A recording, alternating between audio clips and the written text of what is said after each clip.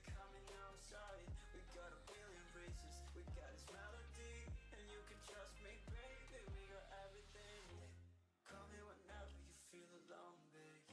And when you need to cry, I'll be by your side. Call me whenever you need someone, babe.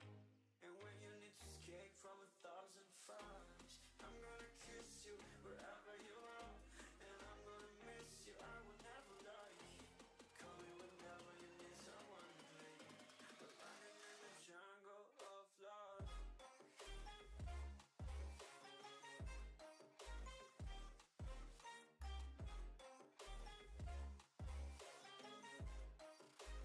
Jungle of love.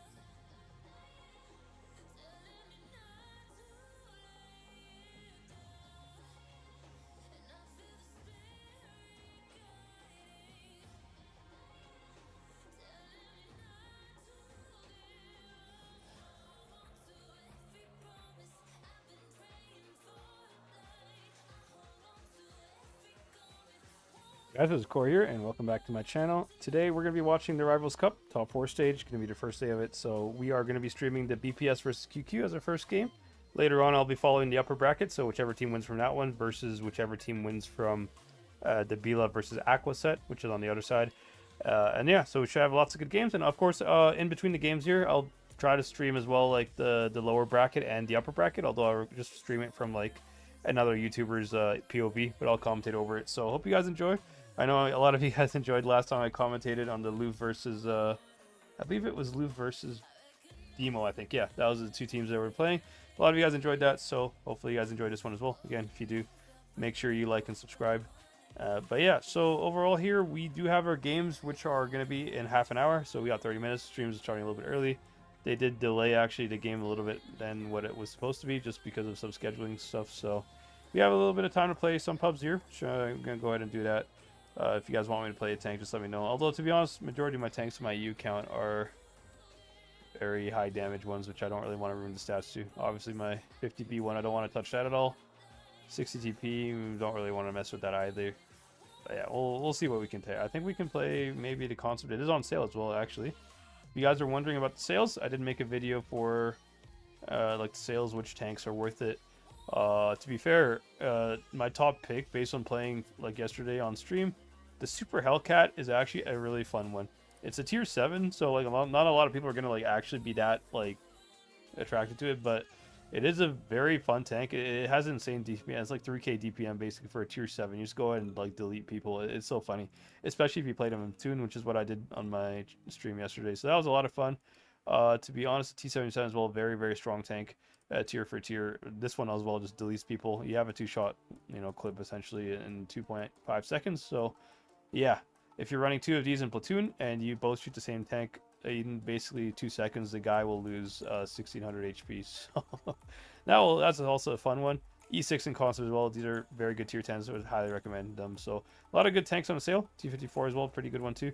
But yeah, so if you want a full sale guide, just go check out my video. I have it linked in the. Well, I actually don't have it linked. I think I have it linked to the live stream from yesterday, but maybe I have it linked actually. I think I do have it linked in the description. But yeah, anyways, let's go get some American gameplay over here. Some freedom. We're gonna spread our freedom to our EU server. Alright, let's go in here. Let's start with the concepts. Also, I do have a pretty long delay as well on stream, so just be aware of that. If you guys send something in chat, it will take me like around 5 minutes to read it. I do have the delay again because this is a big tournament. Obviously, I don't want any teams like stream sniping each other, so just make sure it's fair. Make sure nobody can stream snipe. I do have a pretty decently long delay, so teams should not be able to stream snipe each other. But yeah.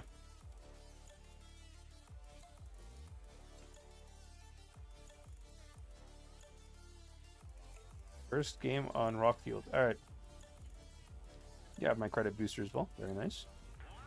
The concept is a really good tank, to be honest. It's just the only thing that I don't like about it so much is the fact that it has APCR standard, which it's APCR standard kind of like, oh, buddy, where? Oh my god. Alright, looks like we're going heavy side because this guy doesn't. Alright, whatever. You know what? He might have actually looked just saved my life because I tend to assume, like on an A server, everybody goes C usually. On EU is the only server where sometimes you go heavy side like this, but it's fine. At least as long as I stay with my team, it should be fine. We shouldn't be in too much trouble here.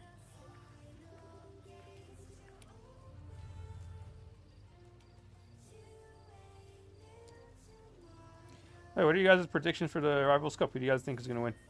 I mean, between BPS, I guess, and QQ. I mean, I know QQ has had some roster issues at the moment, so I don't know if it's going to affect their performance. They did play pretty well, actually, in the upper, like, the second stage of the top 4 there. They were defeated some teams that they really had to beat to get to the top 4 in the first place.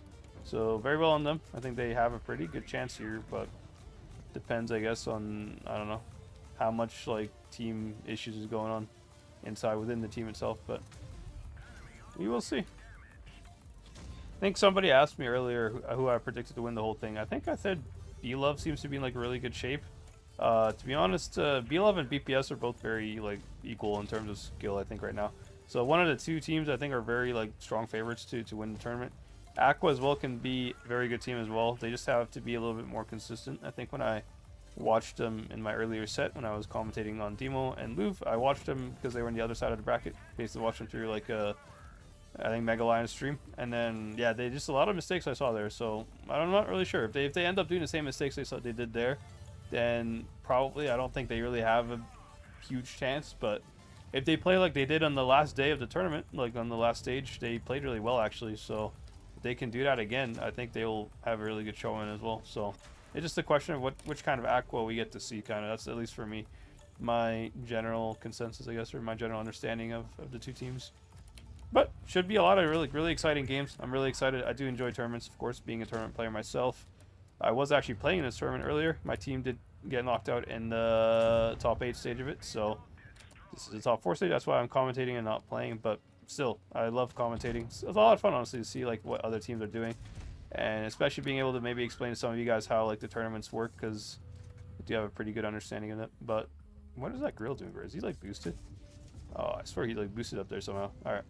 Well, since he's boosted, I know he doesn't have shots at me if I push this here, so I should probably be a little bit more aggressive. I don't really want to get nuked by E100 here, so I'm going to try to use this rock in front of me to avoid the E100. The grill shouldn't have shots at me either, and now I can just eat shots from the E75, which I'm not that worried about because he doesn't have, like, I have better DPM than him anyways, so. There you go. That's some nice high rolls there, actually. Okay, grill also lifts his position, so yeah. This is an easy win here. And now just go for the E100. And try to shoot his rear. That's kind of like where the fuel tanks are. You can shoot the back of his engine. Yeah, like somewhere around there. Usually you can damage the fuel tanks and maybe set them on fire. It's like an easy way to maybe do some extra damage. See if we can set them on fire again here. Oh, we just got the kill, which is nice. Perfect. Nice game there. I think that was a 5K game almost. Nice. Not a bad one. Start the stream up. Oh man, I love playing on a EU server. It's a lot of fun, honestly. Let's take a look at the chat here. What's up, Ominous? Anthony Gamer, nice to see you, bro. This guy has like, oh my god, interesting looking name, bro. 3B2. I'm just gonna call you 3B2, bro. What's up, man? I believe you're a Russian guy, because I don't speak Russian. I cannot understand what you're saying, but nice to see you, bro. Welcome, welcome. Go PvP, he says. You want a 1v1, bro? Oh my god. Super Hellcat was given out for free. It was given out for free, but it's such a good tank. Like, I think if you didn't get it when it was free, you should definitely go for it. It's a lot of fun, man, especially in Platoon. Like, I don't, like, usually, like, I literally, if you guys watch my channel, I play tier 10 and tier 10 only for, like, most of my streams, but I've never thought that tier 7 could be that much fun when I played double Super Hellcat. That was so fun. You just drive around with, like, TD camo and essentially light tank mobility, and you just, like, delete people with, like, insane DPM. It's really fun. What's up, Braid Shell as well? Nice to see you, bro. Always Vilka's nice to see you as well, bro. Well, hello. I recognize you from my EU team. Nice to see you, bro. Alrighty. Well, first game, not too bad. I think we did spread our American spirit there. Obviously, I'm actually Canadian, guys. If you guys didn't know, I am Canadian, not American, but I just like to embrace the, like, America, you know? Like, I just find it so funny. Like, you know, America Day, bro. Like, damn. It's 4th of July was yesterday, but we're still in the America Day spirits, you know? I am Canadian, though, so just to clear that out of the way when you guys are wondering. So to be honest, I feel like I should go med side, but I don't know. Maybe we can go left here. This map is... Yeah, I don't know if I should go left. I kind of don't want to go left anymore. I'm going to take a right here and see if I can maybe just play like passive up here. Maybe I can shoot whatever is like capping B here. There is somebody there. Oh, you get the nice bounce there. Bit of a lucky kind of snapshot, not gonna lie. Ooh, is he gonna beat that again, bro? No way you're gonna beat that again, right?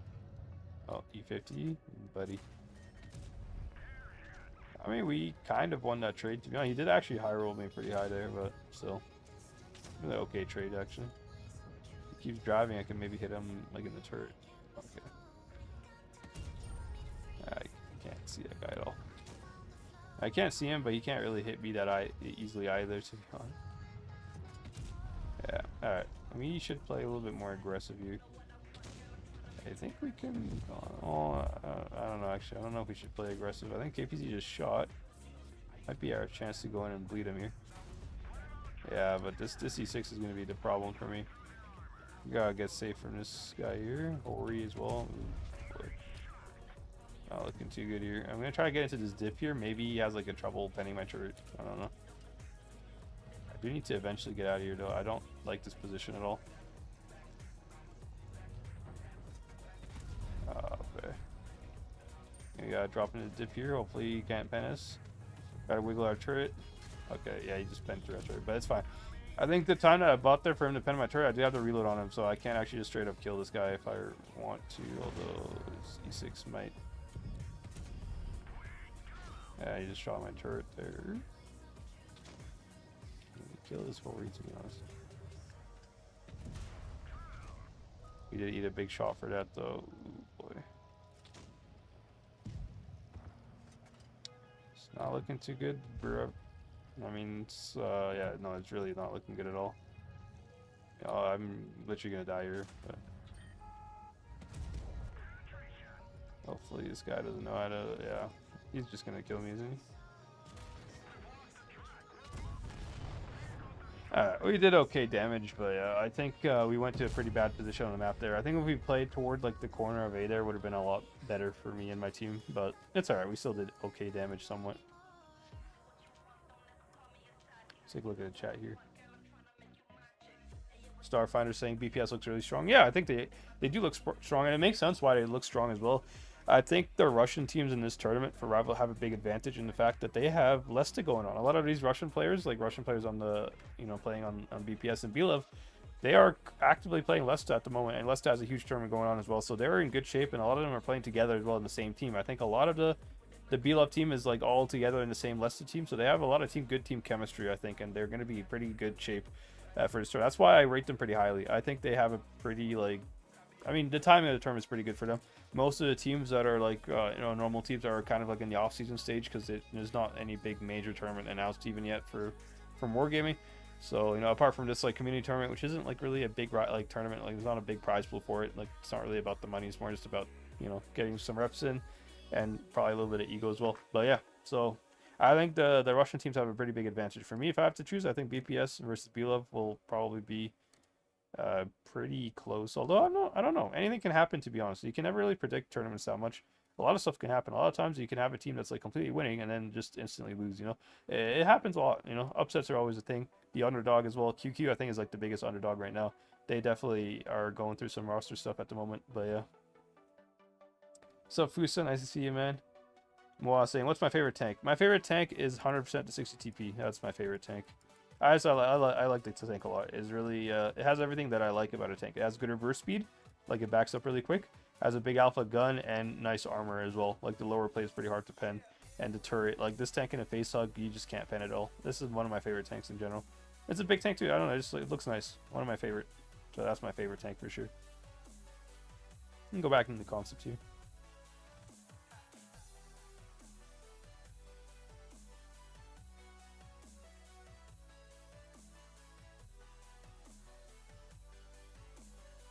If you guys are new to the channel, make sure you guys subscribe. Make sure you smash the like button as well if you enjoyed this. Again, helps the channel a lot, and I do post a lot of Blitz content. So if you guys enjoy tournaments or high level Blitz gameplay, you'll probably find it here. I am a tournament enjoyer myself. But yeah, anyways, this map here, I am gonna, yeah, the enemy team, you can take a look at the enemy lineup here. They have a TVP and a 907. I don't think any of these tanks are really that fast to spot me crossing here, so I might actually spot unspotted here if they're not in the middle fast enough. Medium tanks are typically not as fast as light tanks. So yeah, you can see I just crossed here. I don't know, is my team gonna get spotted? I'm not sure. Well, I guess it's just nothing spotted. Wow, that's kind of insane. Alright, interesting. So we're gonna take a little bit more of an advanced position here. They do have a 183, so you gotta be aware of this TD area here. 183s can sometimes be there, so we obviously don't want to start off our game getting nuked by a 183. That's like the worst way to start off a game. However, we could actually bleed to see 100. Can we perma-track him? We might be able to perma-track him. I don't think, I'm not spotted, by the way. He didn't actually spot me, so he doesn't know where exactly I am. There we go. Now I'm spotted. He did miss still, but I don't really want to peek because I can get shot from here, so I'm going to be a little bit more careful here. Try to reset my camo. I don't really want to be spotted and peeking that.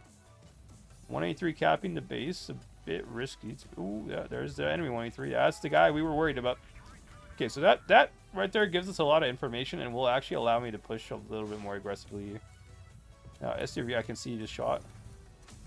Oh boy, look at, oh my god, we actually hit that shot with the ping spike. Oh my god, look at the packet loss. Oh, we actually hit that shot. It's kind of funny.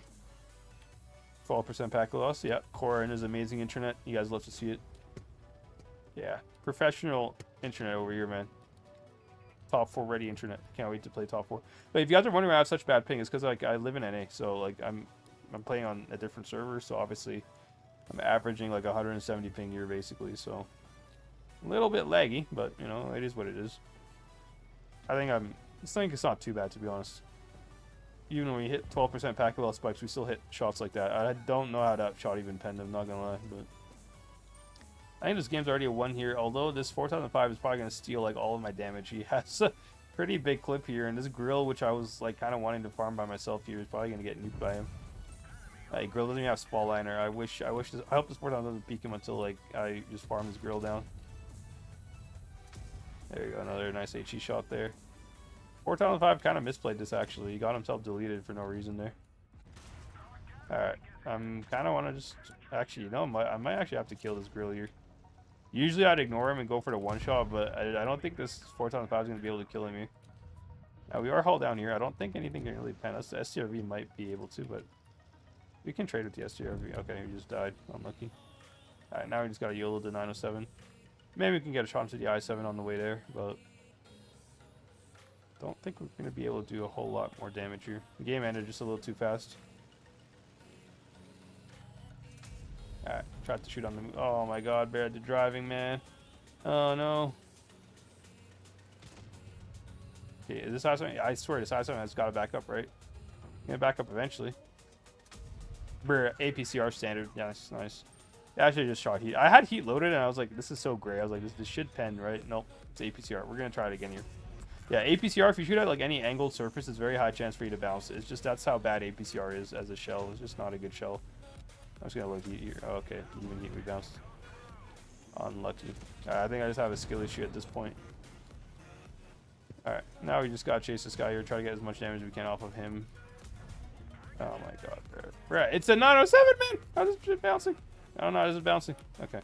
We're gonna fully aim our shot here and stay still. There we go. No way we bounce that one, right? Surely we don't bounce. Okay. Wow, the game ended by caps. I mean, we still did 4k damage, not too bad, but still. Would have been nice not to, yeah. These what it is.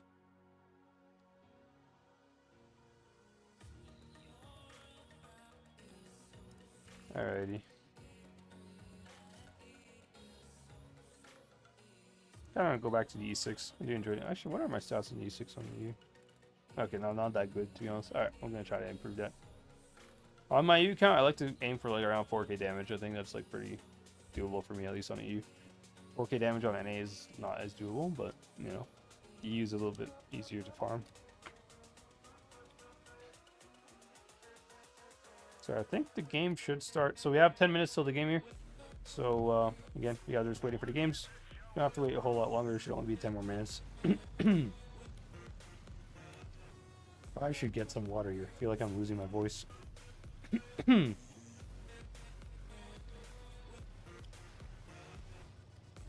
thank you, bro.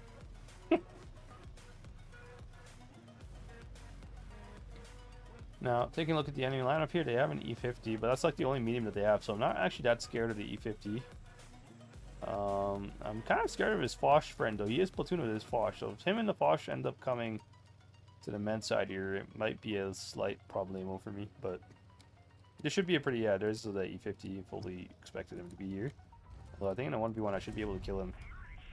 Like, yeah, I should be able, like, this E50 is going to struggle to pen me, I think. Although, yeah, this Foch buddy is up there, which is exactly what I was worried about, but thankfully I have a teammate of my own to kind of distract him for a bit here. Although this E50 is, there we go. Got a nice shot into him. He did actually have reactive though, so he didn't take as much damage as I would have liked him to take. Nice shot into, oh boy, no. I mean, to be honest, actually that's not the worst thing ever. We are still in a pretty good situation here. Now, Foch should just shoot. Probably should have loaded AP there. That AP would have, like, oh man, I kind of messed that up there. Alright. We get the kill here. Not really. It's risky. It was kind of risky for me to shoot that. I gotta kill the C-50 though and try to like just flank the enemy team here.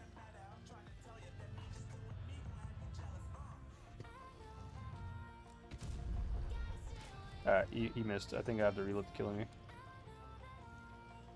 I'm kind of lagging a little bit here. Okay.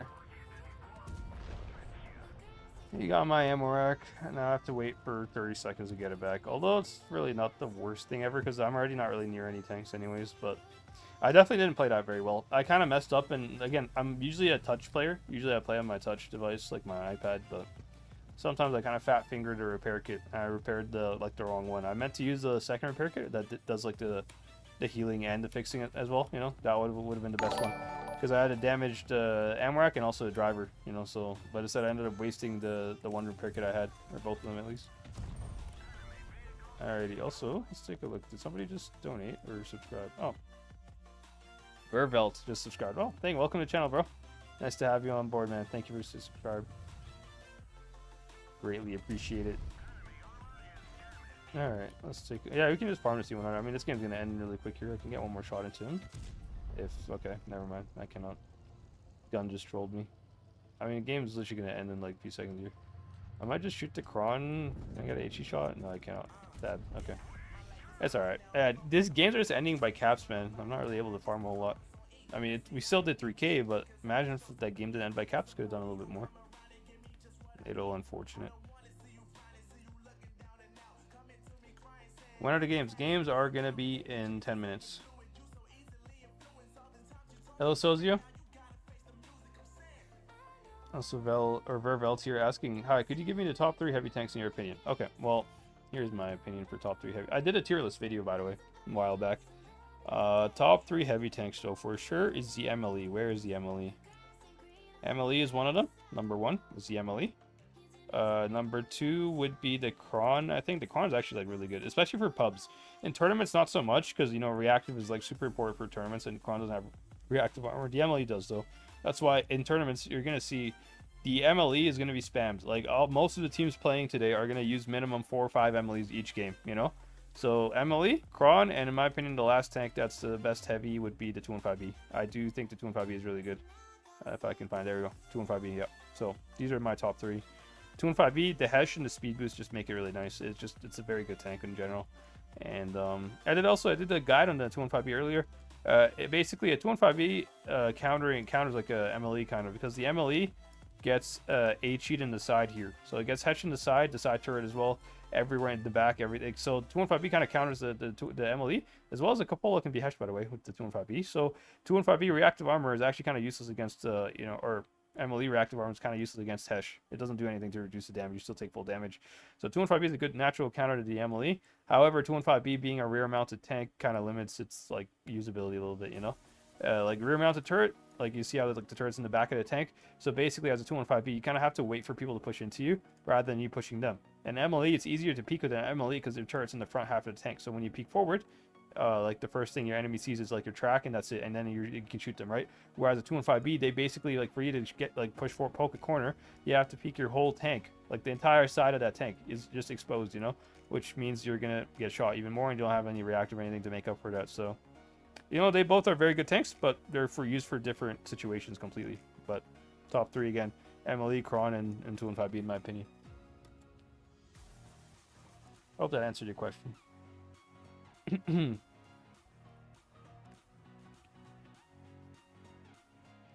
Alrighty, I think we have time for... We'll play one more game here, and then we're gonna get into the room here. Let me actually... What are my 215B stats? I think I already have like... Yeah, I already have 100 battles in it. I don't really want to ruin my 4.3k average there. So let me get something that I haven't really played before, or not haven't before, but like haven't really messed the stats up on. I think we can go for another concept game here. I don't mind. We played 2 concept games already. We'll go for another one. And then that will be like the last one, then the games will start. Very excited. You guys should see some really nice games for you. Matches and everything, so.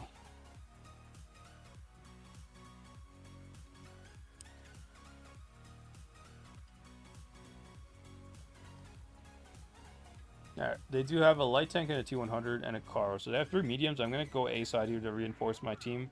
To be honest, as a heavy tank, I don't really like playing on the seaside because it just becomes a stalemate. And to be honest, the concept especially, it has like, even though it's classified as a heavy tank, you kind of have to play this similar to a medium because the strength of the concept is really in its gun depression and its like strong turret armor.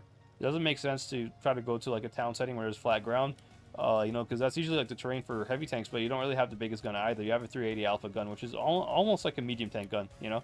So, you know, you're just a medium tank with extra armor and extra, you know, HP. And slower, you know, but that's basically how I play the concepts. So we are going to go to this position right here. We should be able to use this hill here a little bit to be hauled down, peek with our turrets. Let's take a look. Oh, yeah, there we go. Nice shot into the corridor. Yeah, you can see, like, if you're hauled down, it's pretty easy to get bounces in this tank. Now, Karo is kind of in a precarious position here. Yeah, if he turns his turret a little bit, I can shoot it. There we go. I just need my teammates to pressure him from behind. Yeah, and he got kind of lucky that he bounced that shot there. He should be able to pen us, actually. And then back up, because I don't really want to get fully clipped up by the car here. And yeah, he's dead. Perfect. Alright. Now we can go pressure to T-22. He should be an easy target as well. As long as there's not too many tanks here. I'm not really sure if the light tank, if there's any other heavy tanks behind the light tank there. If there is, I'm going to have to be a little bit more careful. But I could also just go for the light tank, actually. There you go. Again, that armor, hull down armor. This tank is really good hull down, so you can see, I mean, okay, this light tank is just running away from here. Is he going to continue running, or can I get a shot into him here? No, I cannot. Okay.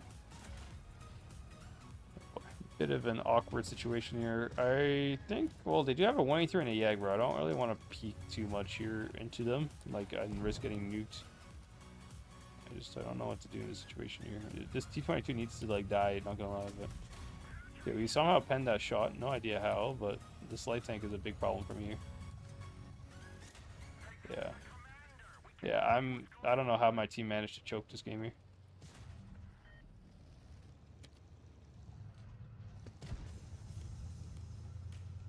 I can't do anything right now, bro. I'm just stuck. Okay, nice. How on earth did my mediums... did they run away or something? Bro, where are they? Like, I don't understand where they went, man. Yeah, I'm just dead here. I'm gonna try to get, like, one shot off before I die. I mean, if they even let me get one shot off, I don't even know how I'm gonna do that. Nope, messed it up. Maybe I can, actually. There you go, I got the shot in. What the hell did my mediums do, bro? How did our Sheridan die, bro? I don't understand. Like, we killed the car super easily. I moved up, and then, yeah, I mean, this minnow here. Fantastic player, just sitting in the bush. Good job, bro. Yeah, man. Yeah, I mean, he might kill this guy, actually, but... Is he? I don't know. This minnow is just something else, man. Oh, no, you missed. Okay, well. Hopefully they don't know you're on a long reload. You kind of wasted your shot there. But I think we could actually still win this game. Not really. To be honest, yeah, I'm pretty sure we can still win this game. Anyways. Doesn't really matter. There is 5 minutes until the room is up. So I'm going to go ahead and exit the battle here. And I'm going to go join the room. Obviously don't want to miss the games. So we're going to be ahead. Going to be right there in a second here. So let me just get some random tank out. We'll get a nice Clan Wars tank like an MLE. There we go. Then we go to training rooms. We need to see Blitz Cup. This is a demo room, so we need a different one. Rivals Cup. We're just gonna search that up. There's only one room actually right now. Not really sure where the other room is. There it is. First one's in. Perfect. I'm gonna go ready up here. And actually, meanwhile, since we're ready up, and I'll go over some of the maps that we're playing, kind of show you guys like some of the what you guys can kind of expect, you know, from the maps that you have. So yeah, we'll go over that real quick. All right, so let me just go ahead and open up my Chrome here. There we go.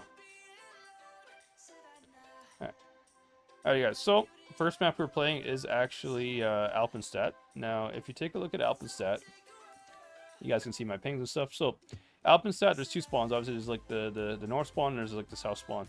The north spawn is typically considered stronger because this position up here, if you take a look at this, like this entire area up here in green is very strong. It's like the elevated position that overlooks the entire A side. Whereas the red side doesn't really get the same position. This position is not as effective as this position. This position has way more shots and everything. So that's why green side is a little bit more effective, I think, on Alpenstat. So whichever team starts on the north side, probably they're going to utilize this position in some way, shape, or form. Usually every team will like either they fully play for the A side or they'll play for the C side, and they'll leave a couple tanks guarding this position, which are very hard to kill anyways. So that's kind of what I'm expecting from Alpenstat. Now, if we move on to Port Bay is actually a pretty symmetrical map. You know, Port Bay, I think it just depends on the enemy lineups here. A lot of times the teams want to go towards the seaside, which is like usually where most teams go on, at least in pubs as well. You are required to have at least like 2-3 medium or light tanks just to take the C corner, because you cannot really cross the C corner with a heavy, right? If you cross with a heavy tank, you get nuked. So based on the enemy lineup, depends on what the teams are running. If they have like a full town setup, they could just take 7 heavies and just like try to like box themselves into town like this. And just play for the double caps, or they could go C and try to play for C corner. So there's a lot of different options here, but overall it's a pretty symmetrical map. There is no like difference in the spawns, so I'm not really expecting anything too crazy. Now, Faust is another one, very symmetrical map as well. Faust is actually like extremely symmetrical. It's probably like one of the most symmetrical in the game. But yeah, Faust, a lot of times teams will either go A or they'll go towards the ramps here. Most of the times they'll send like a light tank into this bush right here where I'm zooming in on. This bush will spot any heavies like crossing to D or whatever, or like to the ramps. So that's usually what the meta is, at least for tournaments, you know. And then, so Faust, yeah, lots of stuff can happen in Faust. It's kind of unpredictable, but for the most part, most teams always have like, they have to control their ramp. So if you're playing on the green side, you're going to play on your ramp here. If you're playing on the red side, you're going to play on your own ramp, and then either you push through the ramp or you hold it and then you go A. One of those two things. So Lagoon as well, pretty symmetrical map as well. Now, Lagoon, there is 2 sides of the map, which are pretty 50-50, actually. There's no way to 100% tell where the team's going to go. So a lot of teams like to go A, some teams like to go C. It just depends on the team lineup. A lot of times if they try to go C, they'll send like an E50 or something up this like little ramp here. This position on the C side is very important to control because it's like the high ground, right? And again, if you guys watch Star Wars, you know that Obi-Wan always says high ground is very important, right? So it's the same for Blitz as well. But yeah. That's all the maps we play for the first round. Now, I'll go over the second round maps when we get there, but it's, obviously I'm going to keep I don't really want to show the lineups yet from the teams. I'm not really sure if they're all ready yet. QQ is waiting for one more person. Yeah, they have it. So now they have 7. Perfect. All teams have exactly the amount of people they need. So that's going to be a good thing. Hopefully can get some exciting games. Again, in my opinion, I think BPS highly favorites in this matchup here, just because of the fact that they play on Lesta together and they probably have a lot of like team cohesion. They're also pretty in shape, whereas QQ is not really playing on Lesta and they have some of their own issues as well at the moment. So I'm not really sure how it's going to go. Hopefully it goes well for QQ. Hopefully we get a nice matchup as well. I'm very excited to see what we get to see today. So again, if you guys enjoy this kind of streaming, make sure you guys smash the like button. Also make sure you subscribe if you're not already. But yeah, let's get right to it as well.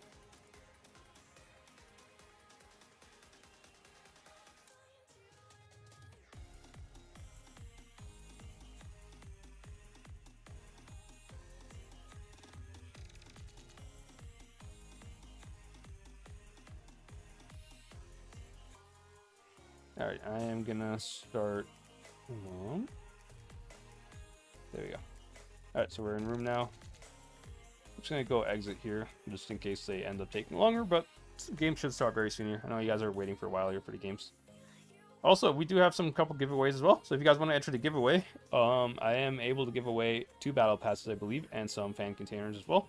So, for first giveaway, just write down who do you think is gonna win the first round, as well as, you know, how you think it's gonna, like, what the damage score will be, okay? Let me know what you guys think. Again, if you guys guess correctly, whoever's closest to the damage, basically the damage is like the overall damage that the team will do that wins, you know? So whether they win by cap or they win by, you know, by killing everybody, you can just guess the damage based on that, and just let me know what you guys think. Whoever gets closer, just let me know your in-game name. Let me know your Discord as well. You should join my Discord. Will be in the description of the video. From there, I'll be able to message you more and see if I can, you know, orchestrate it with Wargaming as well, because this is a giveaway from Wargaming, so we'll have to talk to them about that. But yeah.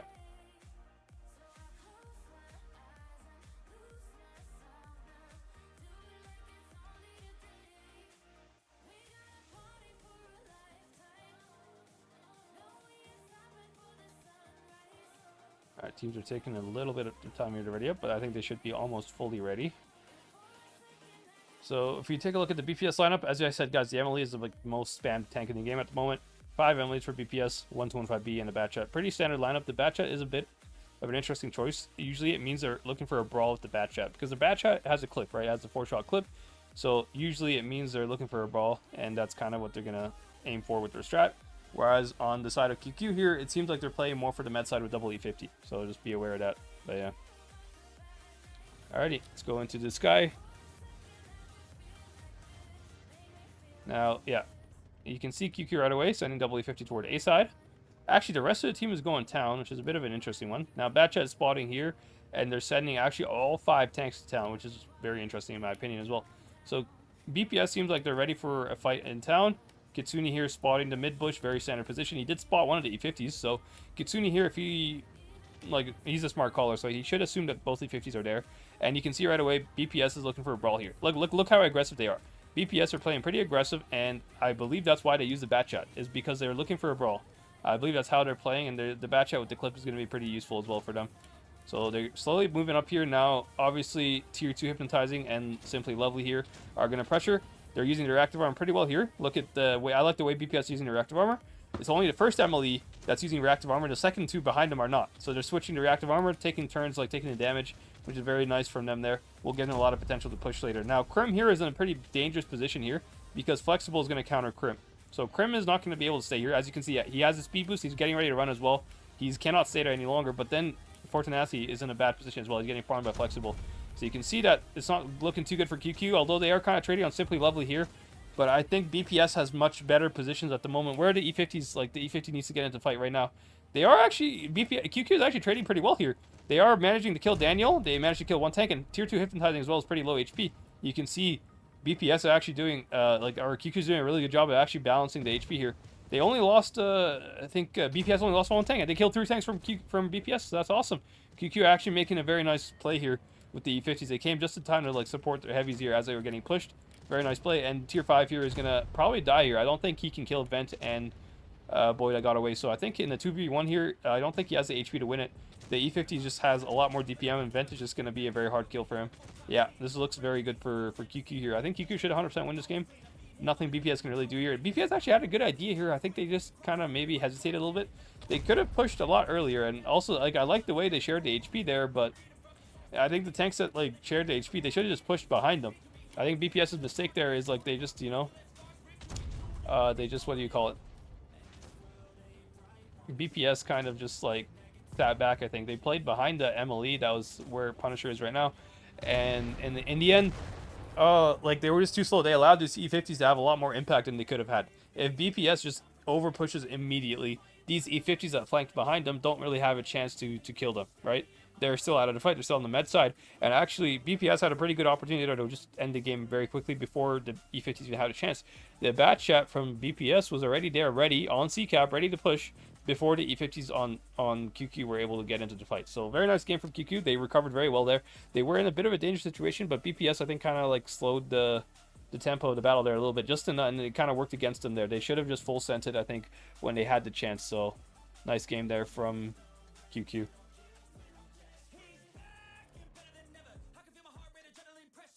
Alrighty, now going to the next game here. You can see right away BPS here having double Hori strat. So double Hori seems to tell me that they're looking to shoot out something on the A crossing here.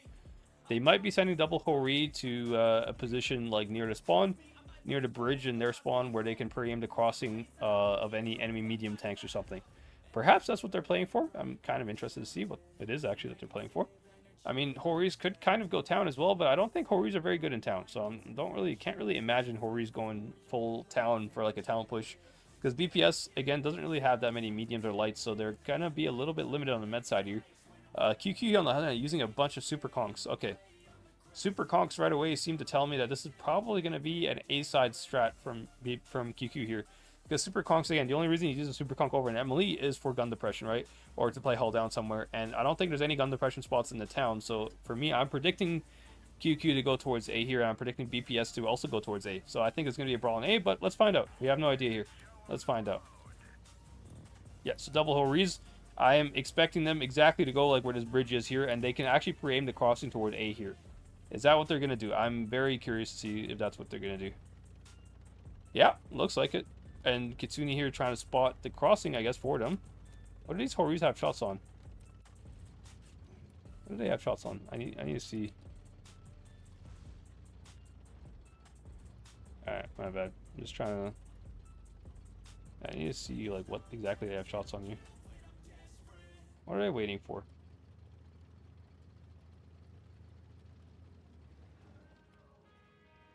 Oh, they missed their opportunity. They were aiming for the Super Kongs.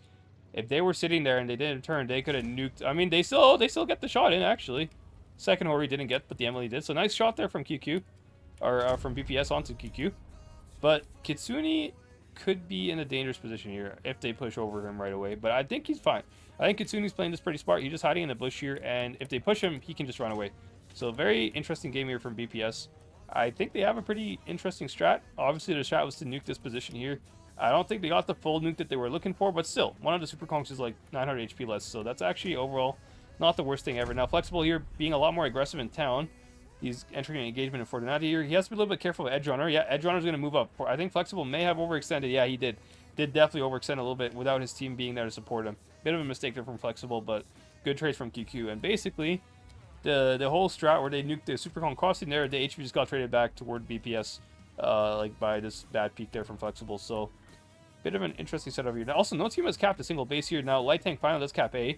There's absolutely nothing that can reset the Light Tank here. I mean, the Emily cannot even spot the Light Tank as well. So, Light Tank, I'm not really sure why he got off of the cap. He might be scared of the bat check because he doesn't know where the bat chat is. Bat chat's not spotted yet. So, Light Tank should have actually had A, but actually BPS might get C before he gets A, which is going to give BPS actually the cap lead, which is actually pretty interesting because, to be honest, QQ had a lot of chances here to cap A. I don't know why they didn't cap A a little bit earlier. They definitely could have done it. Nice shot from Punisher there onto the Super Kong. Nice HE shot. But yeah, oh, actually, wait, what the? Okay. I have no idea how, but we managed to get A before C, actually. This Hori here could have capped C with him. Tier 2 Hypnotizing could have double capped C with Kitsune, and that way they would have got the cap lead. That's actually a big missed opportunity for BPS there. They definitely could have got the cap lead, but maybe their strat doesn't really revolve around the cap lead, so we'll see what exactly is going on here. Now, Punisher, yeah, taking a bit of a nuke there. That's kind of the problem with this position here, is once you play up here on top of A, if you're forced to back up, you basically get nuked from the CD position, and also these Super Kongs have shots on you. So good nukes from QQ. Again, QQ actually trading very well here. I think QQ has, like, a huge advantage. What happened to Flexible here? Flexible going on 800 HP. What happened to him? How did he get nuked? Don't tell me he peaked the same position again. There's no way, right? There's no way he could have got a shot unless he peaked the same position a second time and just got shot by the double Emily's again. Bad trades are from Flexible. It's going to cost BPS actually a lot here. BPS is very down on... I don't know what BPS can do right now. They don't have the cap lead, so they have to push in. But, like, they don't really have the HP to push in. I mean, two of their tanks are, like, basically half HP or less. I mean, they do have double Horis, but double Horis, again, double turretless TDs are not going to be very good tanks for pushing, you know? So this is going to be a bit of a tough game here. Now, Horis, I kind of like what they're doing with the strat here. They do have the double Horis pre-aiming the C crossing, so anytime QQ tries to retake C, they're going to get nuked. The problem is, QQ doesn't need to retake C. See? Like, that's the thing. That's why they should have gotten the cap lead there.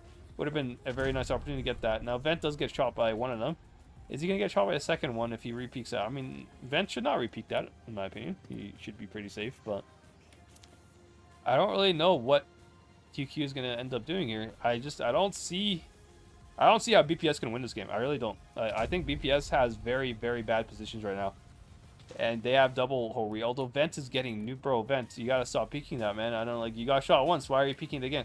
Don't really understand what Vent is doing here. I mean, both teams are trading pretty badly, actually. It's like when one team had the HP lead, the other team just kind of donates their HP for them back, you know? So, actually, HP is pretty even, but still, like, QQ's positions are much better, in my opinion, than BPS's position. I don't see how BPS are going to be able to win this game. Unless they can counter-push, like, A, I guess, but they counter-push A. I mean, the one thing that's kind of going for BPS here is that QQ is not having a tank in this position here. Now, I highlighted this position as a very strong position to defend A. And the thing is, there's not a single QQ tank here, which is a bit of a problem. Although Vent is rotating, which I don't see how BPS can win this game. I really don't. They might try to get like the last second kill, could also be a chance, but Punisher also could be like a last second kill. Punisher's like a 2-shot here. Like I don't see how BPS can possibly win this game. Like QQ has such good positions right now. BPS has to push out of like a very difficult position with double Hori and the majority of their MLEs are very low HP in the first place, so they don't really have any pushing power. Whereas look at QQ. QQ has a luxury of having the caps here, and Vent, who's probably like the lowest HP tank on QQ, is able to play as a tank destroyer. Now, he did get spotted. Is he going to get nuked for this? That's a good question here. Is he going to get shot? I think he is safe for now. There's nothing really in town. Yeah, so that's what I mean. Vent can just put himself in the back of the map there. He's fully safe, whereas BPS doesn't have the luxury of hiding their full HP or like their low HP tanks here. So QQ has a very big advantage. I'd be very surprised if QQ does not win this game. They should be winning this game pretty easily here. I mean, BPS is going to try to make a push here, but I think QQ is just stacked really well. They put the low HP Vent all the way in the back. They're not really going to have that many opportunities to kill him. Now, it seems like BPS is trying to kill Edge Runner here and these two tanks. That's the play. They're sending all their tanks for them, but is that going to be enough? I'm not really sure. I think it's the opposite. I think Daniel's going to end up dying, actually. I mean, BPS can kill Fortinati here, but he's going to waste a lot of time. And if they can kill Daniel, if they can kill their spawn, Punisher here, Punisher dying right away here. You can see his low HP. He's probably going to die to Super Conk. And Kitsune is, I mean, unless Kitsune can actually get a big clip, he might be able to save him, actually. This fight here is really important. If Kitsune can save his friend here, he cannot, unfortunate. But he will get the kill at least, so it is traded. But QQ, again, with a pretty big advantage, in my opinion. And they're also getting the B cap. I don't know what's going to happen here. If Krim here can kill Simply Lovely, it's going to also win in the game by caps, I believe. Although, 980 cap, actually. Ooh. Oh, yeah, QQ got the 2 kills and the win. QQ won the game. Nice. Ooh, that was a very close game, actually. Very, very close game. BPS actually did a really good job there. Kitsune, nice play from him to actually help his teammate. Imagine if Kitsune had managed to save that guy. If Kitsune saved him, BPS could have actually won this game by caps if Kitsune saved him. That was actually a very, very close game. But QQ, I think, had QQ had a huge advantage just by positioning, to be honest. They just lost a lot of HP unnecessarily. But I don't know how, how does Flexible bleed so much? I really don't know how he managed to bleed so much.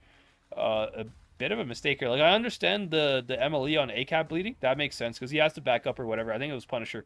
Punisher's job makes sense. He's kind of there, to try to delay the ACAP as much as he can. But in the end, he didn't even manage to delay QQ ended up with the cap lead, which is very surprising. I think they should have not been able to get the cap lead. So, well played there by BPS and QQ.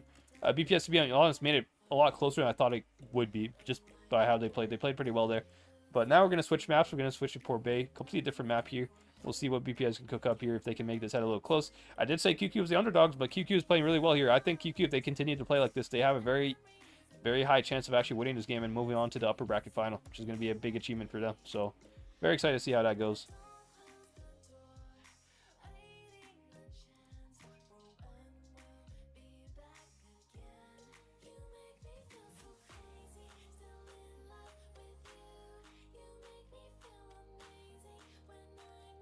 Alright, QQ is already ready up. They have literally... they only have 1 light tank, so that tells me right away that QQ is going to play for town, probably. I cannot imagine that they're going to play for C with only 1 light tank. I mean, to play for C in this meta, you have to use multiple mediums or light tanks, so... could be... Yeah, it seems like a C strat from... Well, E50 seems like C, yeah. Kitsune and Tier 5 here running double E50. It seems like BPS is going to go C, whereas QQ is going to go town. That is my prediction based on the lineups. Now, I kind of was somewhat right with my prediction, I think, in the last game. I think I said QQ was going to go A. I did say BPS was going to go A as well, but they didn't really go A. They just used the Horis for a nuke there, and then they went C later. So I was somewhat right, We'll see in this game if I end up being correct, but I do believe BPS should be going for C here. I'll be surprised if they don't. They could go town, but the Chieftain looks like C as well. Yeah, BPS has a very obvious C lineup here, I think. So let's go up in the sky again. This is a bit of a short map here. This is as high as I can go, actually. Yeah, and as you can see, right, as I said, QQ cannot play for C with the lineup that they have. So they're definitely playing into town here. They might be boosting the light tank. This is a common boost here for the tournament community. Very easy boost, but it's very effective as well. He will get all the spots on C here. The thing is, though, can his Hori reset C? If this light tank is able to spot C, which, look, he's trying to spot C right now. See, he spotted Kitsune. Can Kitsune get shot? Yeah, he did get shot by the Hori. Nice shot there. And now QQ actually has a cap lead. They capped A before BPS managed to get C. Now, let's see what BPS is able to react here. So BPS is going to have to push here. The light tank did his job. Hori also did his job. He's going to pull back. And basically, all QQ has to do right now is just defend their spawn and defend the enemy spawn here. Now, I'm very curious to see where...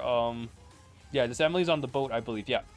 This boat position is very strong. Basically, if you take a look at this position here, it's a very strong position. The reason for it is because, look, there is no way you can kill this MLE if you try to like repush A, because he's on the edge of a boat. Basically, for you to push him, you have to go all the way around this boat, which is in the open of all the tanks in the spawn. Right? You can see the Hori lined up. The MLE, ooh, light tank does get nuked though. I'm not really sure what spotted him. Must have been the heavy there. Flexible must have spotted him, but QQ's actually investing a lot of tanks to hold their spawn here. I'm not really sure if this is a good idea. Maybe it is, but I feel like B cap is kind of under defended here. If BPS ends up double capping B, I don't think QQ can really do much to reset it. The only person who can reset B is Vent here. That's it, actually. And Vent can easily be countered if they pre-aim him, right? So I don't know how they think QQ's like getting ready for a brawl and spawn, which is actually what they're gonna get. So QQ actually read this game like perfectly, to be honest. And BPS not really spotted Daniel using reactive there. Okay, decent use of reactive. At least he kind of lowered the damage from 2 shots there. He might peek a second time here. Okay, nice trade. Ooh, yeah, BPS actually. I mean, I don't like how QQ is holding the spawn here. They are using a 2-1-5B to hold the spawn, but they honestly need like that 2-1-5B to be a little bit further back here. Now Vent is moving in to kind of counter them, so that's a good move from Vent. Vent should be a pretty big problem for BPS here. I don't think they can really get past Vent. So right now the spawn push is a stalemate. It's a 4v4 in spawn, and no team can do anything. But look, right now that opens the opportunity for B cap here. That's what I was saying earlier. Now Krim, can he decap B? I have no idea. I don't think he can. No, he's peeking from the wrong angle. He must peek from the right side here. But if he peeks from the right, he's going to get shot in return. So it's going to be like a trade here. Can he get the... Okay, he did get the reset. Light tank as well resetting. So nice position from the light tank as well. Light tank should be able to get one more shot in. Nice. Okay.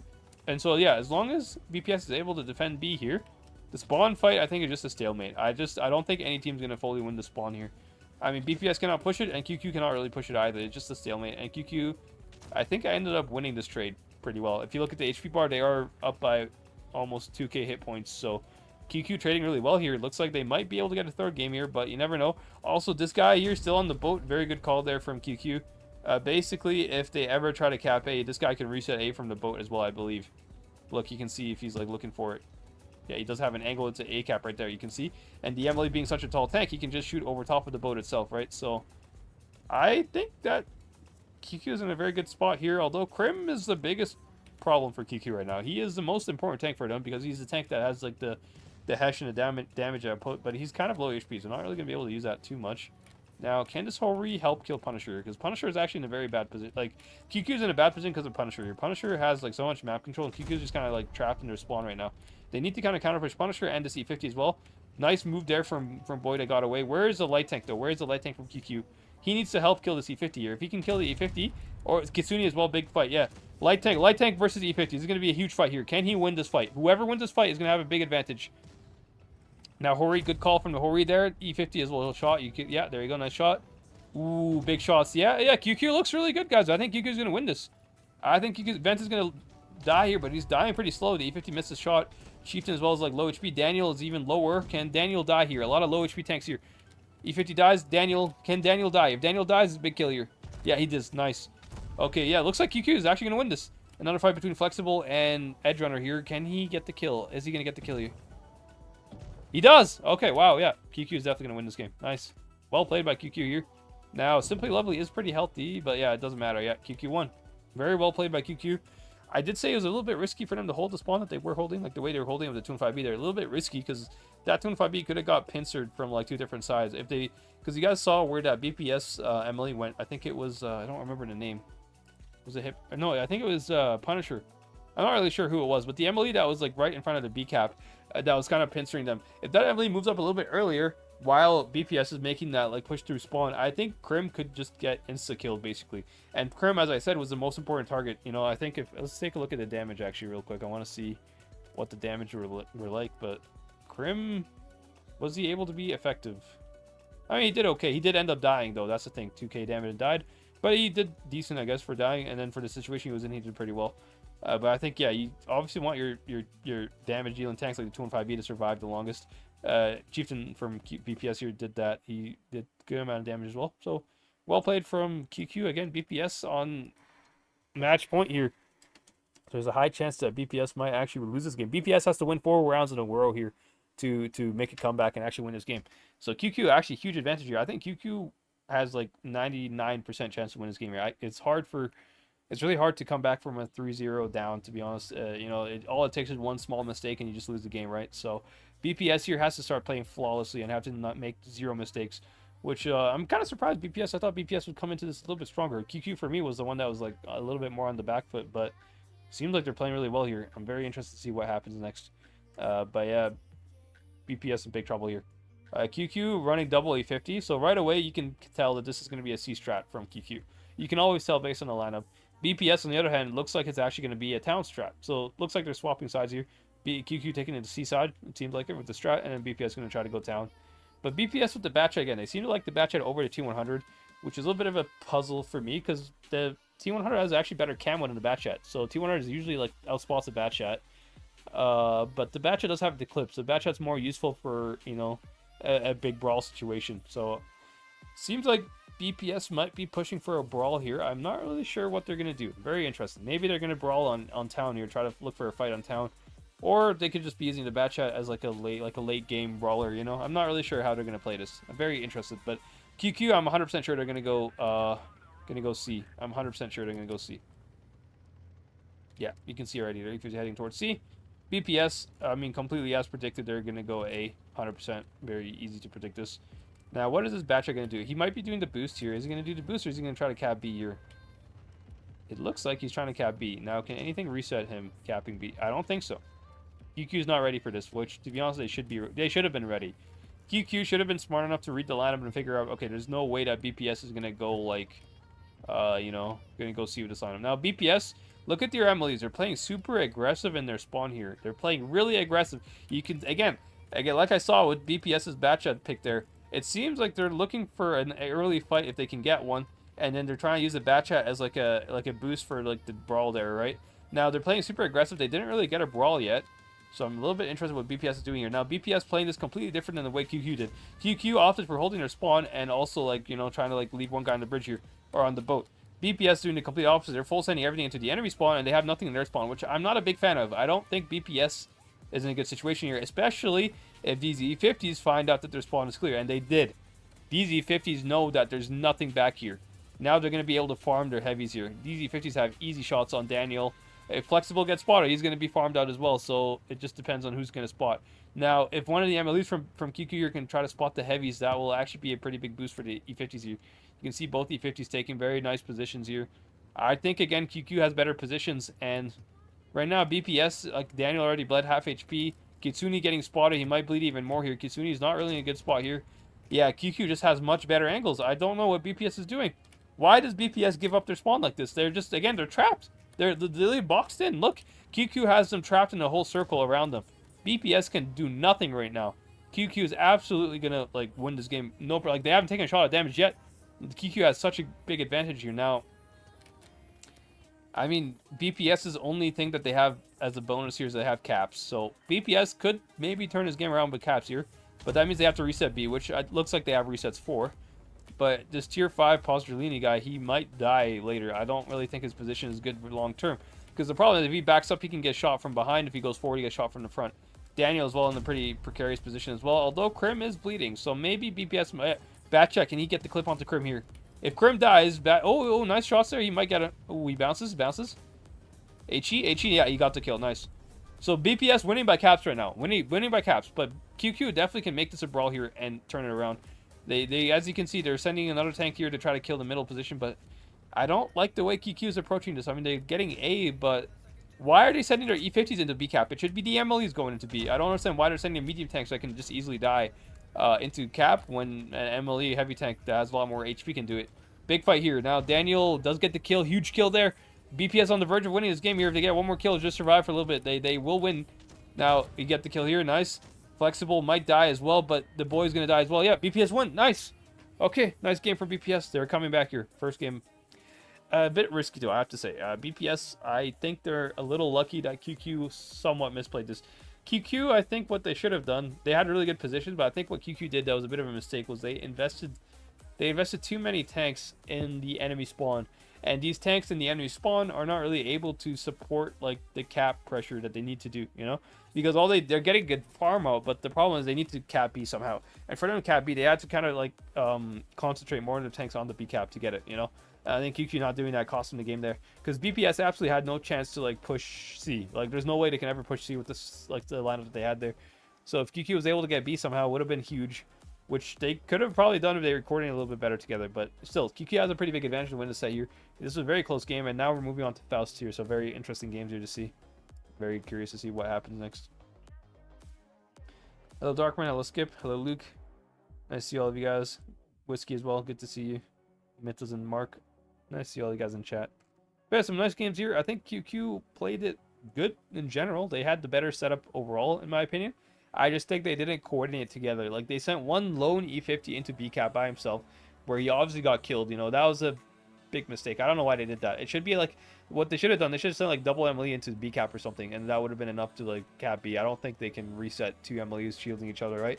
So that would have been a better play. They could have even sent triple tanks to cap B. That was also an option. Or they could have just like full push somewhere and then cap B like with like one of the E50s. I think that would have been a better situation for them. So interesting game here. But yeah.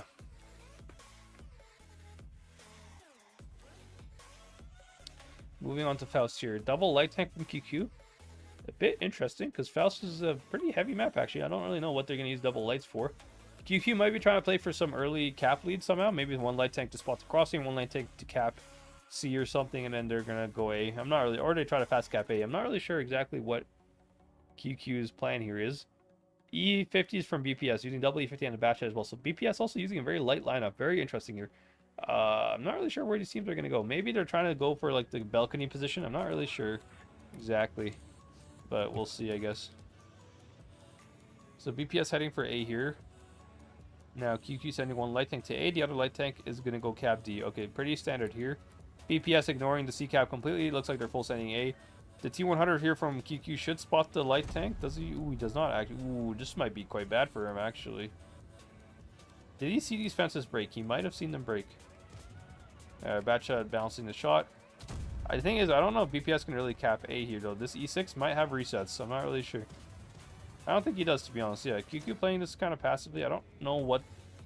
I mean, light tank ran away. I mean, it's okay. He took a couple shots, which is fine, but QQ actually has a lot of information here. Now, Edge Runner, in my opinion, should go take this position up here as a light tank, because there's not many other places he can go. The best place he can go is up here, and from here he can kind of spot these two tanks, and he can maybe even shoot tanks on A. That's what he's going to do. Yeah, Edge Runner, it looks like he's just trying to make sure he can cross first, but I think you can cross, bro. I don't think there's anything. And based on the information, you know how aggressive the Batcha and the E50s were. I don't think a heavy tank is going to spot you crossing, so if you just redline it, I think you should be fine. Yeah, you can see he's really worried about that bush there. He's blind firing a bush. Basically, if he gets spotted, he knows that something's in the bush, but he didn't get spotted, so he knows it's clear. Nice play there from Edge Runner. Good way to get the position there. T100, the second one, got IRE here. Bled a little bit more. I don't really know how he bled, but BPS with double caps here. QQ only with one cap. So BPS has the cap lead at the moment, and QQ looks like the QQ is kind of set up to try to repush A here. You can see how much MLEs they have in their spawn. Krim might try to get B, and maybe they just defend C. I guess that might be like what they're doing. But BPS are rotating, and this might actually catch QQ off guard completely, because QQ is busy doing their rotation towards A. Look at BPS. I like this play from BPS. I think BPS is making a really nice play here. They're preemptively pushing like the other side of the map here, because QQ is not going to expect. Now, if this light tank is dead. A mistake here. He had to run away. He did not run away. E50s are just going to kill him right now. This light tank is cooked. He is cooked. I think BPS will win this game pretty easily. I mean, the light tank is going to die, like, for sure. Nothing yet. The light tank is absolutely cooked here. I called it. He had to run, like, earlier, but I mean, Vent is doing okay. Vent should survive. Second, light tank is low HP, but I think BP... Look at Kitsune's flank! Kitsune with a god tier flank right here, bro. Kitsune coming from behind. He's going to kill the light tank. What a play from Kitsune here. He's going to get the light tank. He might even escape if he can kill him. Oh, pen your shot, bro. Pen your shot. One more shot. There you go. Nice. And Kitsune is kind of in a bad spot here. He did kind of suicide, but can his team work off of that? I think he can maybe get... Can he get out? Oh, he should have got out, bro. E6 is going to kill you. Why did he... Okay, misplay there from Kitsune. He definitely did not need to die, but I think BPS still has, like, a huge advantage. If they can kill this MLE that's pushing the E50 here, it'll be nice for BPS. Now, Punisher can help with him. Yeah, he's going to die. This jungle dog here is not going to be able to do a whole lot. I mean, he can't really get on top in the safe position. He's going to have to drop, but if he drops, it's kind of useless for the rest of his team here. So BPS, I think, should win this game, and BPS, again, looking like they're making the start of a nice comeback here. 2 games in, so they have to win 2 more games to win the set completely here. Going to be a nice close set. It seems like it, at least from the way that this is playing. QQ, I think their mistake with the light tanks. I mean, first of all, their light tank on A bled so much, which is a mistake, by the way. I'll say later, because look what Batchat Kitsune did for BPS. Kitsune, knowing that the light tank is very low HP, right? Kitsune knew the light tank was low HP, and because the light tank was such low HP, he has to run away from A. He cannot hold A. That means that Kitsune can just play super aggressive on it. He does not fear anything. If he runs into the light tank, he'll kill him, right? So that was a huge mistake from QQ here. You cannot run double light and bleed that much with them, especially when BPS has a tank like a Batchat that just cleans them up. BPS, I think, yeah, the Batchat did a very nice play there. He did kind of misplay a little bit when he died there, but I think he did his job. He just pincered them so hard. QQ had nowhere to go. Batchat played that exceptionally well. He killed the light tank. In the end, he did die unnecessarily, but I think BPS had already won the game by that point, so nice play there from the Batchat. I think BPS played that pretty well, and looks like a nice comeback here. Now, can QQ, I mean, let's see if QQ can, like, hold on to their mojo here. I'm not really sure how they're feeling in the voice chat, but I'm pretty sure they're trying to just calm themselves down, trying to just collect and trying to just, you know, get one more win. They already did the hard part. They got 3 wins already. They just need one more. Whereas BPS here, they're probably hyping themselves up, trying to get, you know, the morale up, trying to, like, push for the, you know, the comeback. Which, honestly, by the way they're playing, it looks pretty good, actually. I think BPS has a pretty good chance to actually make this comeback. Whereas QQ, I think QQ is playing good, but they need to use a little bit less light tanks. I think from what I've seen so far is that QQ tends to play better when they're using less mediums. Like, again, on Port Bay, QQ had, like, a really nice setup with their mediums, but the problem is those mediums that they used ended up, like, capping B and then dying unnecessarily, you know? That was a mistake. I think QQ, if they can stick to only, like, one medium or something, or 1 or 2 mediums, and just all heavies, I think they have a better chance of winning this game here, in my opinion, just from spectating. But we'll see. We'll see what happens. Now, BPS, honestly, Kitsune taking a light tank. Okay, T100, interesting. He's been playing the Batchat the whole time, so interesting pick for the T100 here. He must want it for a very specific reason. Maybe he wants the T100 for the camo. That's the only advantage T100 really gives you, is the camo and the low profile. Although Batchat also low profile, to be fair. But yeah, maybe I'm not really sure what the point of the T100 is. Maybe it's for capping A. Maybe BPS is going to try to cap A with the Batchat here a little bit easier. We'll see what they can do. But let's go up in the sky here. Now, E50 and light tank pick from QQ. E50 is going to go towards A. Kitsune looks like he's going to spot this position here. Again, like I said, I made this earlier. Told you guys that, you know, this bush here is a very, like, standard spotting position. As you can see, you just spotted all the MLEs here. So, right away, BPS knows that MLEs are not being aggressive on C. So, this MLE that's capping here doesn't have to be, like, scared that they might push, right? That's, like, the main advantage of being able to spot with a light tank. Now, QQ capping A. Can Punisher get the reset? I think he can. Ooh, nice shot there. Wow. Ooh, E50 getting nuked. E50. Ooh. Nice spot from the Hori, by the way. I think BPS actually kind of cooking with the Horis here. They put them in a spot where they can both shoot A. Unfortunately, the second Hori did not get the shot there. I think he could have actually got the shot. If the second Hori got the shot, that would have been a nice trade there. I think BPS has a really nice start to the game here. This E50 is kind of trapped, and look at Kitsune again. Nice play from Kitsune. Kitsune's trying to make sure this E50 cannot escape. And Punisher trying to do the same as well. Now, this E50 does manage to escape. He did it fast enough, although he might take a shot from Kitsune here. Is he going to take one shot? He does take a shot, but it's a bounce. So, well played by BPS so far. They have some good positions here. Although Edge Runner, maybe he has shots to Punisher. I'm not really sure. Does Edge Runner... If Edge Runner over peaks, can he shoot Punisher? I don't think so. I think Punisher is safe for now. And QQ actually having this position up here, which is also a pretty big position to have. Flexible has no idea what is going to happen here. This is going to be interesting. This light tank, why did he shoot? Okay, he shot. He did get spotted. Nice play there. But he can just come behind this MLE. I mean, this Flexible is in a very bad position right now. BPS, if they want to win this game, they're going to have to push. Because Flexible can get farmed in the ass by this T100 here. I mean, if he should do it eventually. I don't know what he's doing so far. Flexible getting way too much map control here. He's going to flank behind the E50. Is he going to end up killing... What is this light tank doing? This light tank did nothing to prevent Flexible from making this move. He should have done this. Oh boy, light tank, what are you doing? Then he took another 100 damage for no reason. Yeah, I think QQ's kind of throwing this game, to be honest. I'm not really sure what they're doing. I mean, how is Flexible allowed to just flank into their spawn here without getting farmed up by the light tank? I mean, now the light tank is shooting him, but it's far too late.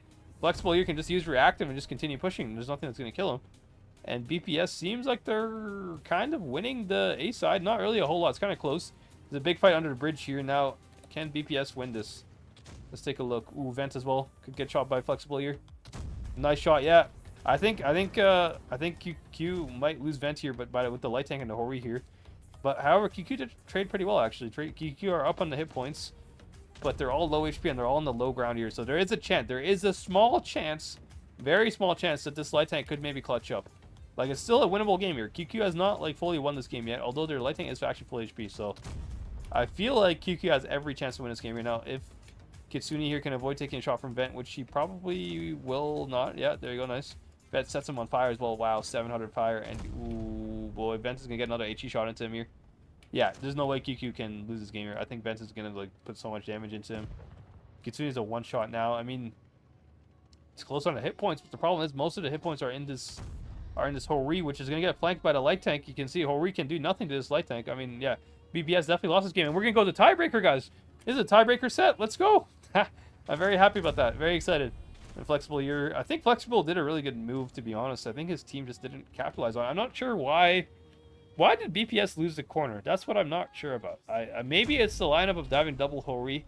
We're not able to win the A corner, but I mean, I'm gonna try to like show you guys on Strat Sketch after here. But I think BPS really easily should have won this game with the flank that Flexible did here. Flexible made a really nice move actually. He came behind them, pincered out the tank in mid here, and he also cut off the E50 from escaping. So if BPS had just won the A side on the map here, they would have won the rest of the game. They had everything kind of going for them actually. Not sure how they didn't win A. I was too busy spectating Flexible here to see how they managed to lose the A cap, but a bit of a misplay there, I think, from BPS losing the A cap. They had A control actually with the light tank.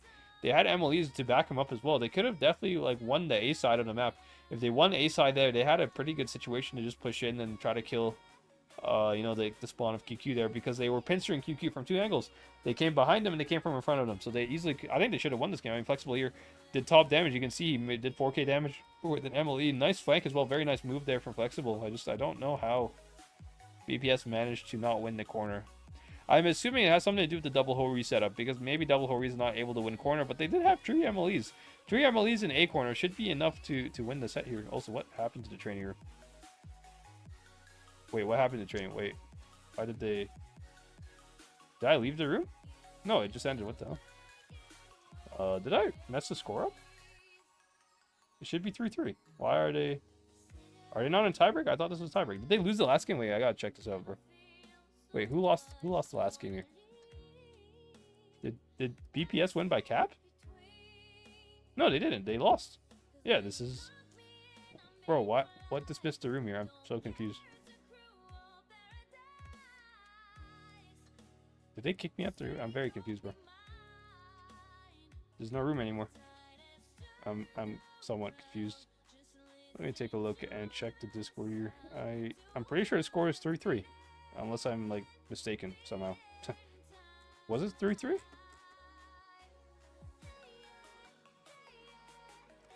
Let me take a look.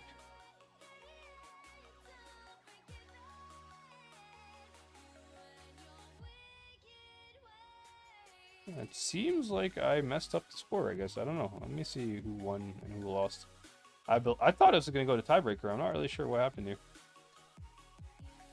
Okay.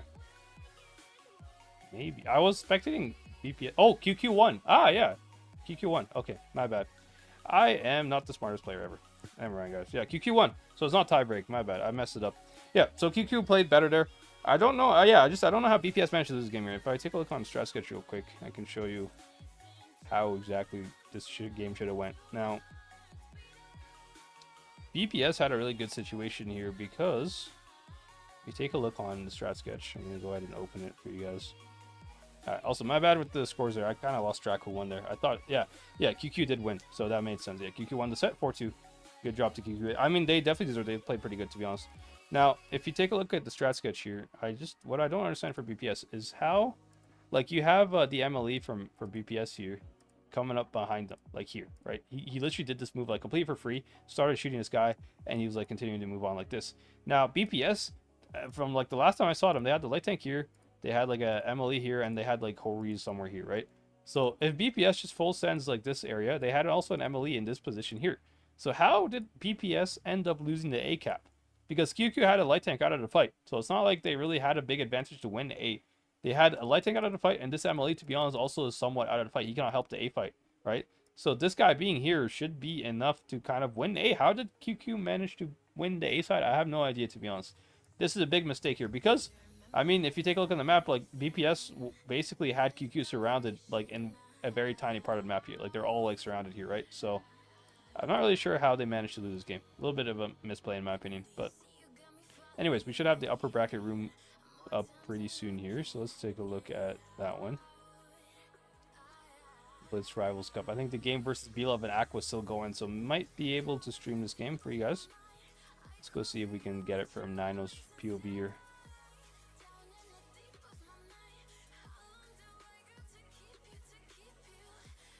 This must be a tiebreaker game actually. Aqua versus BLove must be going to tiebreaker because I mean it's been late anyways, but yeah.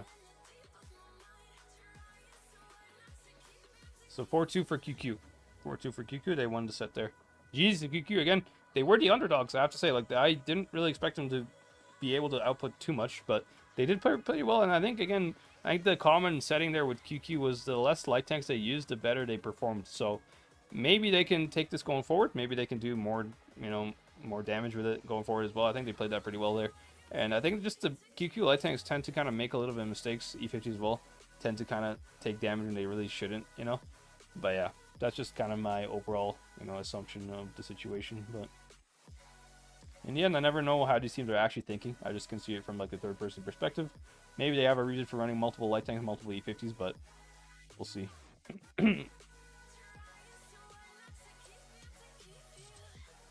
Tiebreaker game here. Okay. Let me go ahead and watch Mega Lion stream here. I believe, is he the one streaming?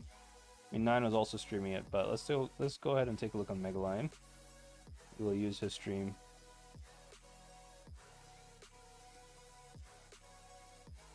All right, this is a tiebreaker set. Let's see how this looks in OBS.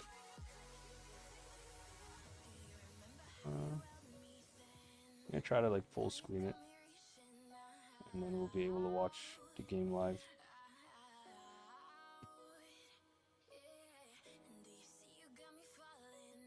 All right, there we go, guys. We're in the game here. So this is the current game here with BLove and Aqua. Very interesting game, I have to say. Now let's take a look at the game here. So we have BLove going A side. Aqua also going heavy A here on Lagoon. Ooh, Aqua getting a little nuke there. Ooh, that's some big damage into Laguna here. Although BLove might be overextending into a bit of a crossfire here. I mean, F is in a pretty good position, but Daze left his position. So now F is going to have to pull back as well. Now F and Daze are in the most trouble here. Now F, if he can escape, will be good. But I feel like BLove is just going to overpush this. I don't know how Aqua plans to hold the situation here. I don't think they can. I think BLove can just kill Ghosty and the E50 here that are like pretty low HP. They don't even have to like worry about the Daze or the Chieftain. They can just ignore them. Yeah, that's what they're doing. BLove has a pretty good push here. I think BLove will win this. Take a look. BLove, I mean, they're just wrapping behind them. I mean, Ghosty's going to die pretty quick here. Now, Classical here just has to kind of try to keep F down. Rumpelstiltskin also has to kind of pre him. F is like the main threat here. He has like the Hesh gun. But yeah, BLove does get the kill in the E50. Ghosty's going to die soon. He does not have reactive, by the way, and he's getting Heshed by a Chieftain as well. The Chieftain going to get a lot of damage on Ghosty here. Ghosty's going to die in like the next 10 seconds probably. Can Scorpion Drago get a shot in here? He doesn't actually. I think he missed that. Okay, Ghosty's surviving a little bit longer, but he's going to die eventually. Now, it is a very close game there. BLove and Aqua traded pretty well there. Both teams are managing to trade each other, but I feel like BLove is just more like consolidated than Aqua is. Aqua is very isolated here. Like F is gonna die. There's nothing to cover him. Even though like Daze can survive a little bit long here, I don't see how Aqua can win this. I think Aqua is gonna lose this game here. I think BLove wins this set. Very nice game there. A bit of it was actually a really good push from BLove. I think Aqua, the mistake Aqua did was sending that E50 to A. That E50 bleeding so much HP was a big problem because he was an easy kill later when BLove decided to like push all together as a team. Now, by HP, this is still a close game, but it is 4v2. You have to keep that in mind. But BLove has, I mean, Warta is a one-shot, unless he has reactive, which he will survive from a shot from Daze. But I think even Wildbergen probably one-shot him, even with reactive here. So it's still winnable for Aqua, actually. It's not a fully decided game yet. Still very winnable for Aqua. I am very curious to see who's going to win this set here. This is a very winnable game. Aqua could still win this.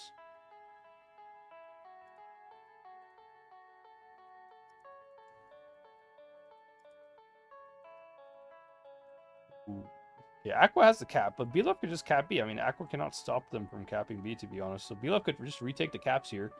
And Aqua's going to be a little bit screwed, to be honest. I think BLUP has the advantage here if they could cap B, which they are. And they just have to stay together. BLUP has to stay together and try to just make sure that they don't give any isolated kills to Aqua here. Now, I think Daze took a shot or something. Yeah, Daze definitely took a shot. He was a little bit healthier earlier, I think. But Wildburger is super healthy. And Wildburger, I mean, if he can find a low HP target to kill you, like the Chieftain or something. If Wildburger can kill the Chieftain and then Daze can somehow hunt down Warta and kill him, it will turn into a 2v2, which is very winnable, actually. But they have to find a kill quickly here. And B-Love is playing this pretty well here. They're not really giving them any kills. They're all hunkering down on the B-cap here. And Warta's playing a very passive position where they're most likely not going to spot him. Yeah, they're not going to spot him. They're not going to even know where he is. He's just kind of playing an information position. And Chieftain is also spotting underneath the river here. But could Wildberg get a shot into the Chieftain here? He could if he notices him, but he doesn't. No, he doesn't, unfortunately.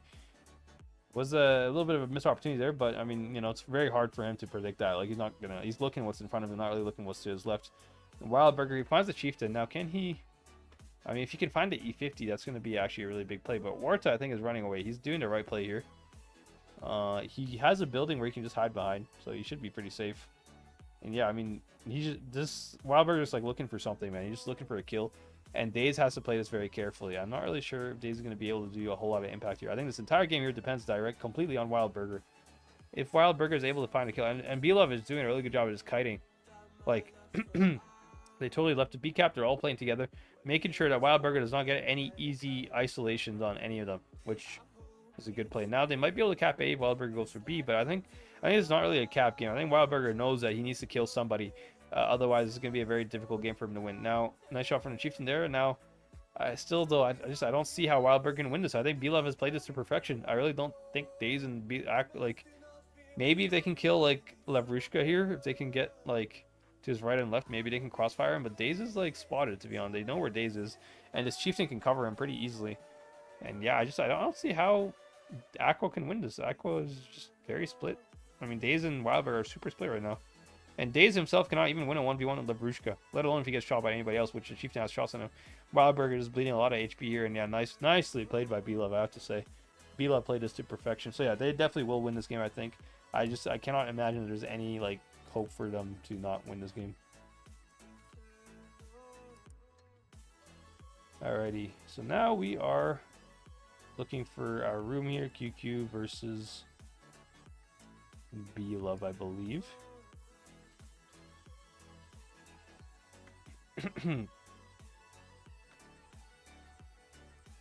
Should be an interesting set. But yeah, yeah, Aqua definitely has no chances here. I mean, Daze is gonna die here. Lavrushka should kill him in a 1v1. Even if he loses the 1v1, the Chieftain's definitely gonna kill him. I mean, oh yeah, Wildberger missing that shot does not help them at all. Yeah. Yeah. Well played by B-Love, I think. I think Aqua made a good job. Like, whatever Aqua did on the opposite side of the map to make this a close game, I think they did a good job doing it. I think their only problem is just that they just didn't have the HP to trade. Like, the E50 losing that much HP early on is just a pretty big problem for Aqua later on, because he just got trapped. He got trapped where the heavies were, and they just overpushed him with, like, 5 tanks, basically. And there's nothing the E50 can really do at that point once he's, like, low HP, right? So... GG's. Alright, let me go ahead and ready up here. B-Love versus QQ. Good set here. Now, let me go over the maps real quick, since we have the strat sketch open in the first place. I'm going to close this, or we'll pause this at least. Alright, so first map here, we are on Vineyards. Now, Vineyards, I said before, Vineyards is kind of an imbalanced map. One spawn is much better than the other. The red spawn, this spawn here, much better, because it's very hard to, like, it's easy for you to control this area, because you can sit up on the B-cap here and just shoot anybody that's crossing to the ruins from the green side, right? Whereas on the red side, you can just cross the ruins, and there's nothing on A-cap cannot shoot you because there's like this hill in the way, right? This hill being in the way blocks you from shooting the crossing. So basically, the red teams, usually majority of teams here playing on Vineyards, will try to play for some form of controlling the ruins. Whereas the green side either has to overpush the ruins with like a bunch of tanks, or they just play town and try to hold like A and C together. So that's kind of how Vineyards works. Hellas is a pretty balanced map. Overall, not too much to talk about for there. Dynasties as well, pretty balanced map as well. Both spawns have like equal fights on C and A. So it'll be interesting to see that, man. And Rockfield as well, pretty balanced map as well. So overall, pretty balanced maps there. Nice to see in the top 4 stage at least that all the maps are pretty balanced. No map has like an unbalanced spawn except for Vineyards, to be honest. That's the only one. But other than that, it's not too bad. It's only one map out of 4, so not too bad to go with. Now, I think I'm in the room here. I'm just waiting for B-Love here to ready up, and then I'll go over to lineups here. I'm not really sure what their lineup is going to be. They haven't fully. There we go. They have now. Warsa just joined the room, so yeah, there we go. We're gonna go ahead and stream the training room. So right away here, you can see Vineyards. QQ is using a bunch of autoloaders, 4 Krons, double Rhino, and an E6. That is I mean, that's like a push mid lineup if I ever saw one. To be honest, I mean, 100% QQ is gonna just push mid. I think they might try to play for some hold on like A, maybe. Like they might send like there's one position I can kind of link it on the strat sketch here. I'll go back to the strat sketch and show you. But you take a look at like this position here. They might put like this is. I'm gonna guess like this is QQ's lineup kind of just based on the way they're playing. They probably have like some kind of tank here, probably like triple things here, maybe one tank here, maybe like a tank here or something, or maybe a tank on C. I'm not really sure, like something like this. That's kind of my guess. Or if they're gonna push right away, they might just have like triple tanks here, like this. They might just like over push like 3-3, and then just the guy just like holding his position. That's kind of my guess for that, you know. But let's go ahead and see. Game's about to begin, so let me go ahead and go back to the game screen here. Now, B-Love, I think B-Love has the... Actually, I think I did the spawns wrong. I think, yeah, B-Love actually has the bad spawn. So QQ is the one with the good spawn. So they're using a bunch of Krons. The E6, I'm not really sure what the point of the E6 must be going ruins or something. I mean, he needs to go somewhere where there's gun suppression. That kind of makes the most sense. And then I guess B-Love is trying to use double E50, maybe for capping, double capping A, or possibly just over pushing. But I think it's double capping A because they're using double Chieftain and a 2-5B. So B-Love lineup right away tells me that they're trying to play defensive because they're not really using pushing tanks. 2-5B and Chieftains are not pushing tanks at all. They're holding tanks, right? So in my opinion, I think we're going to have a fight in the middle probably with the Krons and the Chieftains or something. But I have to say QQ lineup, I think QQ's lineup is a lot scarier than it looks, and it actually completely counters B-Love's lineup. The only way B-Love's lineup would maybe like counter QQ's is if B-Love had like more mediums and they're just like full pushing A side before the Krons can pre-aim. But I think they don't really have the lineup to actually push A like that. So I feel like QQ has a really good lineup to win this game here. I think they might actually be able to have a big advantage in first set here. We'll see.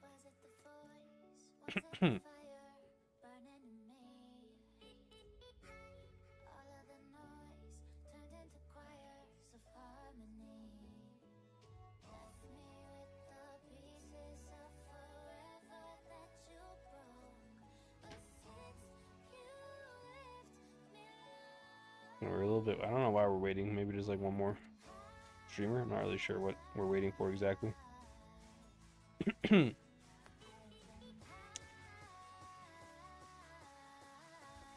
Manu. Maybe we're waiting for Manu to go stream. I think that's like what we're waiting for. There we go. Alright. Game is about to begin. Perfect.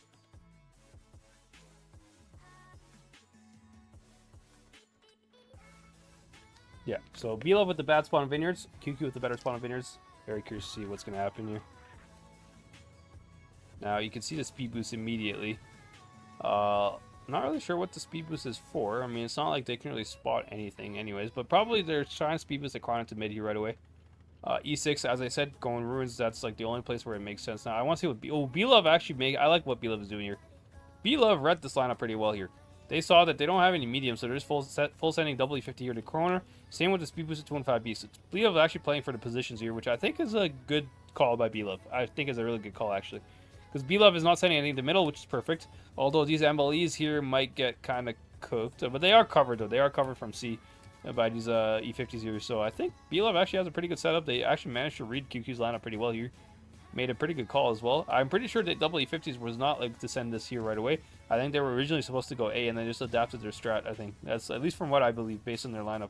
I kind of find it a little hard to believe that they were going to go A like this, because if QQ had more medium than they did, they definitely don't go A, right? So, nice adaptation there.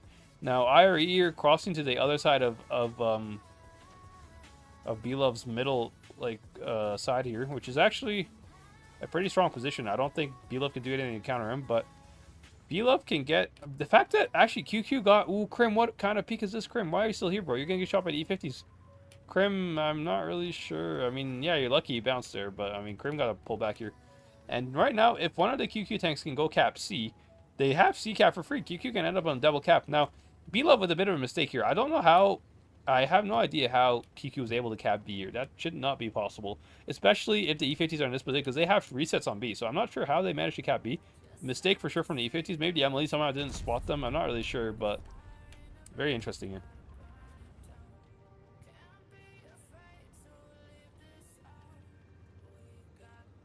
Fortunati, you're bleeding quite a bit, actually. Does this Scorpion have shots into him? I think he might. I mean, yeah, he does. But Vent's here trading pretty well. He put 2 shots, but Fortunati kind of bled quite a bit, actually. It looks like B-Love is pushing to E6, which I think is a good call. I don't think this E6 has anything covering him. Nope, he doesn't. Krim is the closest one, and Krim does not have shots on him. This E6 is definitely a dead man. B-Love with a nice push here. They're gonna kill the E6 for free here. Now the question is, can this guy has to escape? Edge Runner here has to back off. Let this 215 be like, you know, because they basically traded. Yeah, he's not backing off. This is a mistake from Edge Runner here. Edge Runner needs to back off. I mean, to be honest, B-Love, he could not back off anyways, because if he did, the Emily shoot him. But so I think honestly, QQ traded pretty well there considering the situation they were in. Now, can they win their spawn? Where is the second Kron here? IRE needs to move up with his friend here and help him with Classical, because Classical is a big problem here. And I think QQ, I mean, Vent is gonna take a lot of damage. I don't know why why did he go this way? Vent should have stayed on the middle. He was on the middle. I don't know how he ended up there. It is a 5v4 right now, and QQ is probably gonna kill Classical, but the problem is the HP here. Now, Krim is super healthy. But this E50 is pretty, like, he has reactive, he's just going to be forced to be ignored. Now, can Krim kill Rumpelstiltskin somehow? If Fortnite here can put 1 shot in. Nice. Okay, it's somewhat tradable. Your Vent needs to get 1 shot in, or 2 shots in if he can. The E50 is not looking at him. Can he get 1 shot in? Nice. 1. Can he get 1 more? There you go. Nice shot there. Ooh, he hasn't shot yet, but Vent has to make sure he shoots. He needs to make sure he shoots before he dies. Can he shoot? Nice, he did get the shot, and Krim does not have a second shot to kill him, but I think QQ will win this, actually. Krim should kill the E50 here, I believe, in a 1v1. I highly doubt the E50 is going to be able to kill Krim. I mean, he might if Krim bounces, but I don't think Krim will bounce. This is a very important fight here. Who's going to win this fight? Okay, yeah, QQ should win this now. Now, QQ could just cap A, to be honest. They don't even have to push it to 2 and 5v, but they probably will push, knowing that, you know, he's a 1-shot. Easy win there for QQ. I think QQ played this really well. The trades they got, honestly, these 2 tanks here, I don't know how they traded so well in the E6, but they traded amazing. I think the Krons in mid or somebody in middle must have covered this E6 somehow, because this E6 was kind of completely isolated, and the fact that they bled a 2 and 5B down to a 1-shot just for killing the E6, and they also bled one of the MLEs to a 1-shot as well, which is, I think, really good trades from QQ. QQ played this game amazingly. I mean, wow. Playing really well. Krim there, top damage. Did a good job with the Arena Sorante for sure. The E50 from B-Love as well, doing pretty good there. 4.7k there from him, but Psychopath with basically a 0 damage game. That is rough.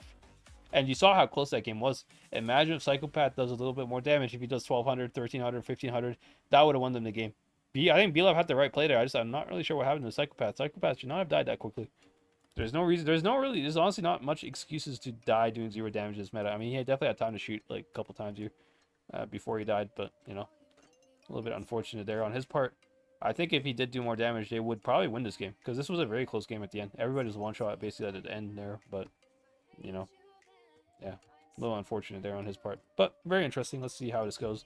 Now, QQ again. Now QQ is kind of on the bad spawn of Vineyards, so to be honest, B-Love actually did a pretty good call, I have to say. B-Love played that perfectly, I think, strat-wise, considering the fact that they were on the bad spawn, so... GG to B-Love there, although they lost. A little unfortunate they lost, I think, but they did play it overall strategically pretty well. Now let's see what QQ can cook up here on the bat spawn of Vineyards. That's going to be like the main thing here. If QQ can somehow manage to win on the bat spawn of Vineyard, I think they're going to win this set, in my opinion. Because they're already 1-0 up, and they have, like from what I've seen so far today, they have pretty good team play, actually. So very interested to see how that goes.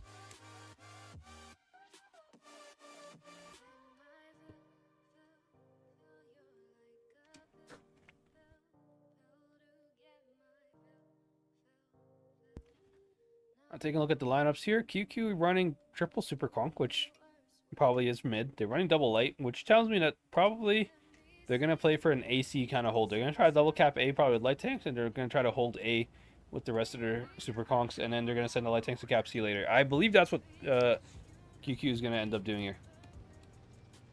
So let's go ahead and, yeah, you can see both light tanks heading straight for A here. And then let's see what B-Love is doing. B-Love heading straight for C, actually. Interesting call there. Are they sending? They're not sending anything to ruins there, which could be a mistake, I can say, to be honest. If these light tanks from QQ find out that there's nothing here, they actually have a lot of map control here.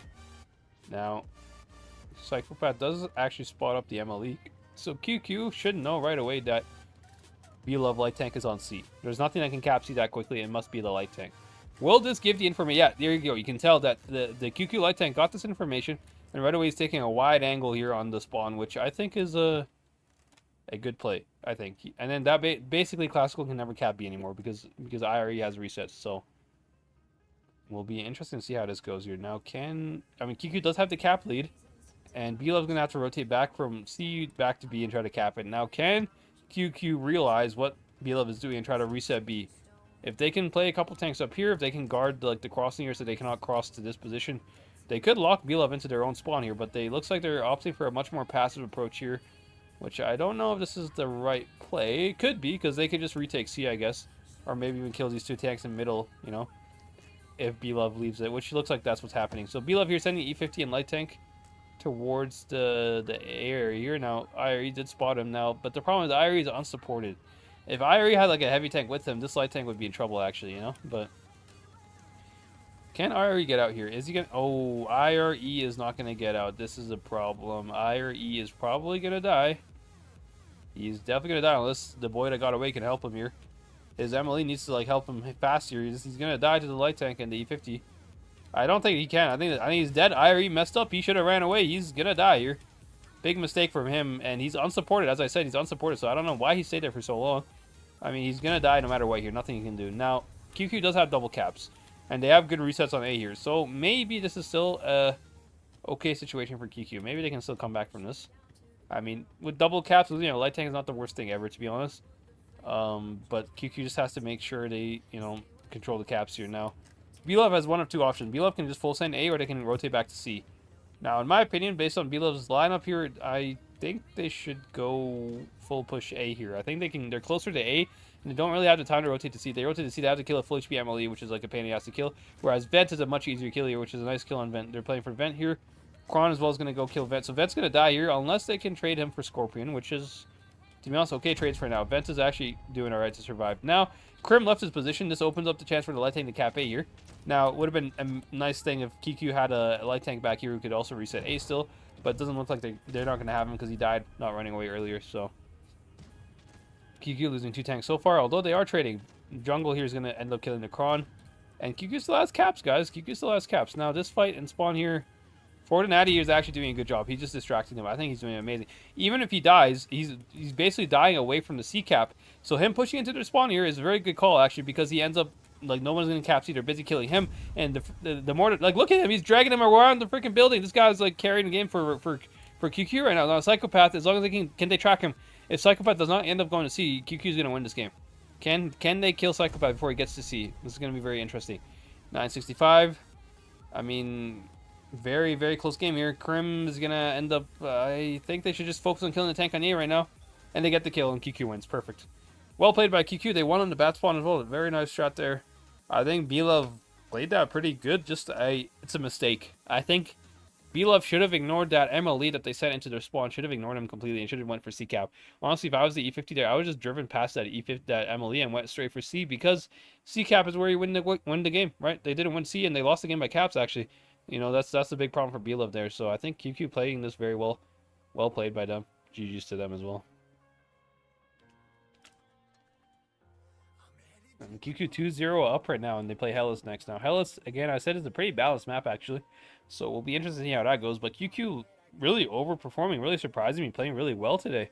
I'm actually, well, this is very surprising. And I mean, I know they're good players and everything, but, you know, with the team dynamic and stuff, the team stuff going on, I'm kind of surprised that they managed to play this well. And B-Love here, who needs to start making a comeback right now, to be honest. If B-Love leaves it, like if they lose another game, B-Love's going to be on match point, basically, and... as you saw with BPS there, it's like BPS did make a nice comeback versus QQ, but once you're 3-0 down, any small mistake and you lose the game and you're done, right? So it will be very interesting to see how that goes.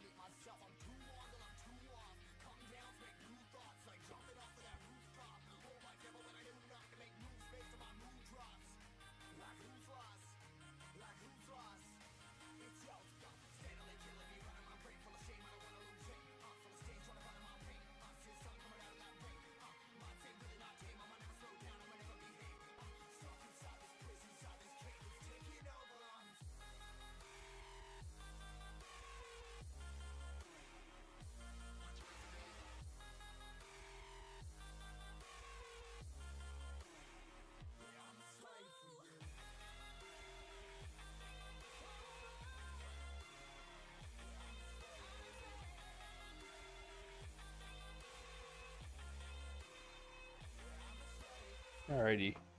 Moving on to Hellas. BLove here taking a while already up here, actually. So it seems like they're kind of like lost. Not really lost, but it seems like they're having a team discussion here. Trying to figure out what went wrong in the last few games here. I mean, BLove should have won this game, to be fair. They killed a light tank for free, basically. They just lost the caps, and I think with the caps, they had the right play to kill the A cap there, but I think they did just full set all their tanks to A. I'm not really sure how their E50 got bogged down in a fight in their spawn, who should have just went to C. You know, that would have been the better play, in my opinion, at least, right? So, close game there, but let's go ahead and Hellas here. We have 215B, double super conk, E50. Now, double super conk and Hellas, there's only one position on Hellas that makes sense for double super conk, and I'll just go ahead and pull up the strat sketch real quick for you guys. It's going to be, let me just pull it up. It's going to be here. Probably, if they were using double super conk, they're sending them to this position here. This is the only position that makes sense, like very hull down spot, so we'll see how that goes, but yeah. Anyways, let's go back to the games here. Game's about to begin.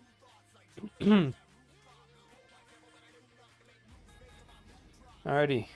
BLove, I mean, both songs are pretty equal, but I think QQ, I mean, they're using an E50 and a light, so I'm not really sure what they're hoping to achieve here with the E50. I mean, where is this light tank going? I'm gonna go cap A, it seems like it. Okay. E50 spotting mid. Now, BLove here, fast capping C. Can this E50 spot the light tank? I don't think he can. Yeah, he's not able to. But, look at the BLove. The only way you can cap C on that spawn is to cap it on the other side of C. So, BLove here is capping it on the other side. Now, if QQ pushes this and this guy gets caught out, he might die. Let's take a look at what's going to happen here. Is he going to die, or I mean, BLove doesn't really have angles to cover him. If this Kron moves up here right now, I mean, the light tank is spotted. This Kron should just full send him. Yeah, he is. This is going to be a big fight here. Kron is speed boosting. He's probably going to get nuked on the crossing, but it's going to be worth it if he can kill the light tank. And this light tank cannot escape. Krim and the other light tank are pre-aiming him. Same with the E50. This light tank is going to die. BLove light tank is going to die right now. He cannot do shit. He's just stuck here. He's stuck behind the building here. Now, to be honest, Kron could just kill him over time here. Now, this Super Conk is going to be forced to, like, help his light tank. But can QQ nuke the Super Conk as it's crossing there? Can he get shot?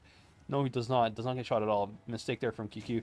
Now, BLove with a nice play here. They're going to actually go counter to Kron, which is a nice play in my opinion. But this is going to open up the fact that the two Super Conks on top here are now going to have a lot more, like, chance to be aggressive because it's 2 versus 1 on top here.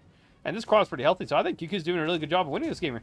QQ should have this game in the bag. I mean, I'd be very surprised if they don't manage to win this game. I mean, this Kron just needs a little bit more support. Can they support him with, like, one of the MLEs or something? It does not look like it. It looks like they're just opting to go for A cap instead. QQ trying to play the cap game here, which will work because the T100 is low HP, so T100 is not going to be able to get the caps later in the game here. And QQ is trading pretty well as well. Like, this Kron's going to die, but I think even if the Kron dies, as long as these two Super Clones pull back, they should be able to survive quite a bit of time. And Krim has shots on them, right? Same with the E50 as well. So I think, yeah, I mean, QQ's playing pretty well right now. IRE here should be hunting down Psychopath. Psychopath should be dying. Yeah, he's going to die. This is a big fight here. Is he going to die, or is he going to survive? Yeah, he's going to die. I mean, he died. Yeah, there we go. I mean, these Super Conks from QQ here, if they can kill Rumpelstiltskin, would be really nice, but they're kind of overextended here. This Chieftain needs to get shot by Krim here. Krim, you have to shoot the Chieftain, bro. There you go. Nice shot at the Chieftain. Now, Super Conks need to focus the Chieftain. Nice shot. Nice. Good bleeds there. Nice. Okay. QQ's going to win this game. They played that perfectly. QQ playing this perfectly, man. They're actually proving to be a force to be reckoned with. They're playing this really well. Honestly, wow. I'm very impressed, actually. QQ could not have played this any more perfectly. I think the only thing they could have maybe done is sent the MLE towards C or something in case C needed a bit of help. But, I mean, Krim staying where he was, like, just covered the Super Cons the whole time. And these Super Cons are very impactful. And that Kron, very good move from the Kron there to trap the light tank. Again, that Kron doing what he did there was really important because even though he died, he got 3 of BLove's tanks stuck on the C cap. Because what are the BLove tanks going to do after they cap C? Once, like, if you take a look at the strat sketch here, I'll show you. I'll go after the damage first, but I really want to see how much damage this Kron did from QQ. Because I think he did, yeah, jungle, bro. Look at this guy, did insane. Really good move there. 3k damage from him. Even though he got killed, he did 3k damage. Whereas Psychopath was limited to only 1k damage because he got trapped at a Kron. The other Kron that went to help him also 1k damage, and the Chieftain also 1k damage almost. Or no, the Super Conk. Well, 1.7. So basically, this Kron here did almost the same amount of damage as the 3 tanks that were sent to kill him. This Kron turreted insanely well.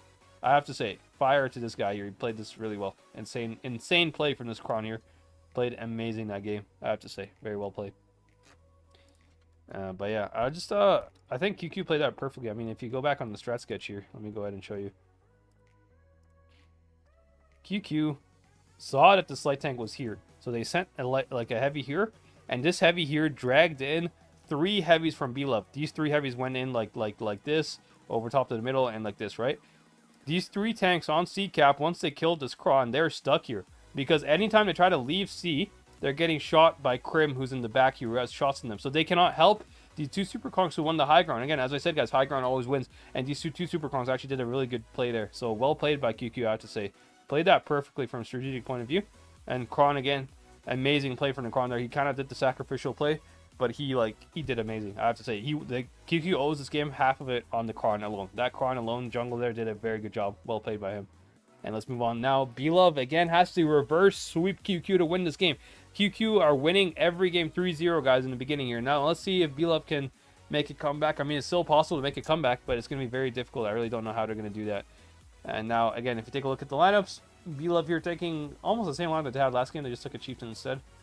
I mean, actually, they had a Chieftain all along, actually. But, yeah, I'm not really sure where they're going to go with this lineup here.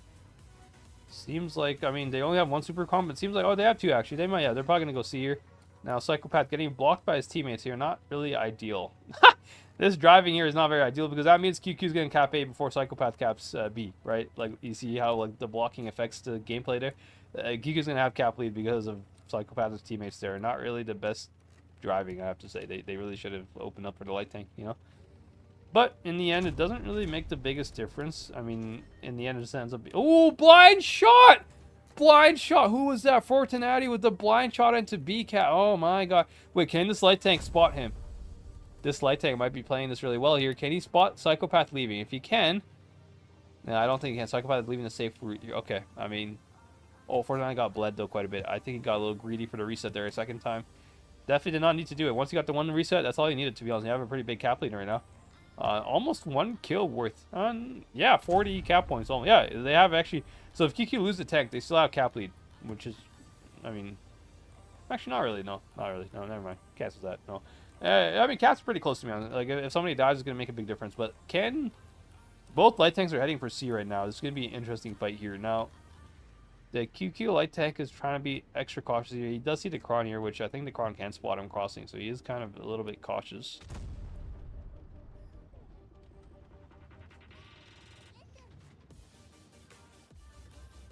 Now, yeah, Psychopath spotted in light tank. Now, I don't think light tank can cap C.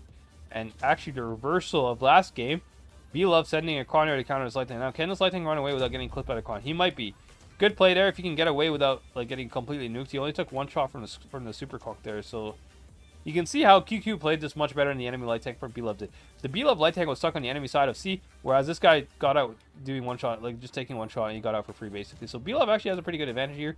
Kron also getting bled a little bit, but I think the T100 should be able to cap C uncontested. I don't think anybody can stop the T100 from capping C for B-Love. So B-Love should have double caps in this game here, and if B-Love has double caps, QQ's gonna have to push them. And QQ, I mean, they bled a little bit, but it's still somewhat close to HP. But I don't really think QQ really has that much of a pushing lineup. I mean, they have an E50 at 215B. I mean, they have a couple of MLEs here ready to push C, but this light tank can definitely cap C like without getting reset. I don't think this MLE has a shot on him.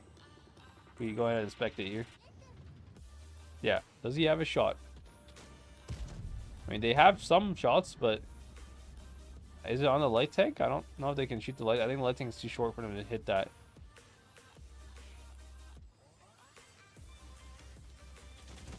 Yeah, he missed it. So B-Love has double caps here, which is, I fully predicted they will have double caps. I don't think he can really reset the light tank. He's too short to be reset. And now they're going to force a move from QQ here to send jungle here down to B cap. Now, I think what QQ might be trying to do here is they're going to try to double cap B with the MLE shielding the light tank. I think that's the play that they're going to try to do. Now, this could potentially work. The question is, how much bleeds can B-Love get on this MLE taking the shots here? Because this Super Conk, if he's a smart player, he should move up, saying the Chieftain should start getting reset. Nice headshot there. And I don't think they can reset this, but they might be able to kill the MLE. That's what they might be able to do here. Okay, they did reset. Yeah. B-Love looking like they're going to kill the MLE here. I think this MLE is a free kill. Now, Krim is speed boosting back, but I don't think he's going to come in time to save this MLE. I think this MLE is going to die to the Chieftain and the Super Conk. Now, the enemy light tank Psychopath here did bleed quite a bit, actually. But, I mean, he's not really alone though. The light tank cannot kill him in a 1v1 here, so it's actually pretty close. But jungle here is gonna die. Jungle here is not really like, he's just over poking trying to help his light tank, because if his light tank dies, I think he knows he's gonna lose the game. Now QQ actually may cap C. That's actually a huge play here. And this Kron is a very low HP. I mean, Edge Runner can just kill the Kron. If he has reaction, he can just full send him. He does not have reactive, so he gets completely nuked, bro. What are you doing, Edge Runner? Why did you shoot? Okay. I mean, oh boy, this is so messy. This is so. B-Love might win this game. 990 cap. If B-Love can get one more kill here, they might be able to win, but they're not able to kill. Can they kill the light tank here? If they kill, they need 2 more kills. Actually, 2 more kills for B-Love. QQ has triple cap. B-Love needs 1 more kill here. Can they kill Boyd that got away? Can they kill him? No, they need 2 more kills. They need 2 more kills. Oh my god, 990 caps here. Can B-Love get 1 more kill before? I don't think so. I think QQ's going to win this 4-0. Krim here, I mean, Krim is going to stop Evgeny from capping A. I don't think he can win. Yeah, QQ won. 4-0 from QQ on the team that I said was going to be the underdogs. Oh my god. QQ showing us all how to do it, how it's done. Well played, QQ. What a nice game there from them. What a nice matchup from QQ. They played that amazingly, and I mean, you can see how a lot of the strats from QQ and B-Love are very similar. Just that QQ played it better. I mean, the light tank from QQ definitely played better than the B-Love light tank on the Hellas game. Even though he was in the exact same situation, like literally mirrored situation. He just capped in the better save side, was able to escape, taking only 1 shot from the Super Conk, which is much better than what the B-Love light tank was able to do. B-Love light tank got clipped by a Korahkorah and trapped, basically. So that's a completely different situation, right? And then because of the fact that, you know, QQ's light tank escaped, they didn't need to send that many tanks to go help him, right? So he just escaped for free, and they'd have to worry about like sending tanks on to C-cap, which is kind of a disadvantage, right? So, well played, QQ. Wow.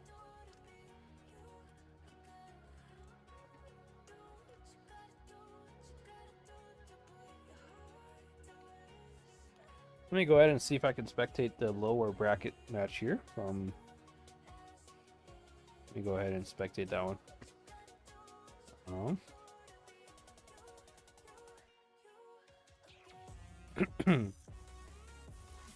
Yeah, I do have the Megaline stream open. I believe he's spectating the other side of the map here. There we go. Alright, let me go ahead and stream this for you guys. Yeah, I should try to like make this a little better. It's kind of like really messy. There you go. Alrighty. So other side of the matchup here in the lower bracket, Aqua versus BPS. Going to be interesting to see who wins that game. Now, can I turn the quality up a little bit? Or is 1080 is the highest? 1080 is the highest. Okay. Blind shots from Aqua right away. They do hit Punisher, actually. Good shots there. I mean, are they going to hit anybody else? Ooh, whoa. They almost hit the second guy there. A little bit lucky. Now, Aqua seems like they're playing for A. They're playing for a B reset with the Kron, probably. BPS here trying to fast cap C. Look at the way Kitsune is spotting. He's not scared of anybody. I think it's because he's not scared because Aqua doesn't have a light tank. So that's why Kitsune is driving like the way he is. It's a good call from Kitsune. I mean, you just read the enemy lineup pretty well there.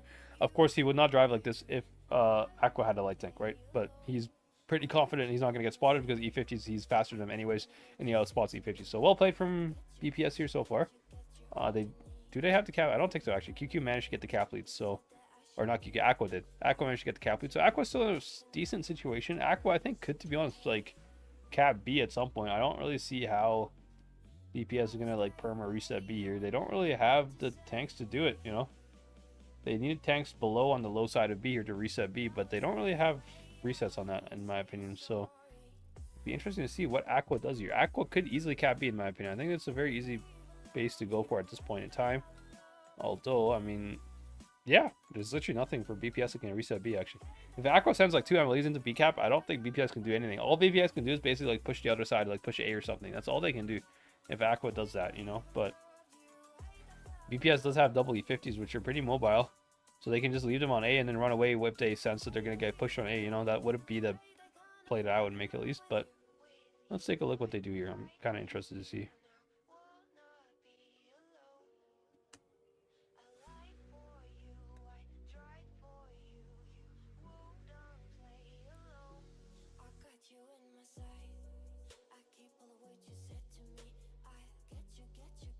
He's getting shot by the light tank, I believe. Yeah, light tank's on C.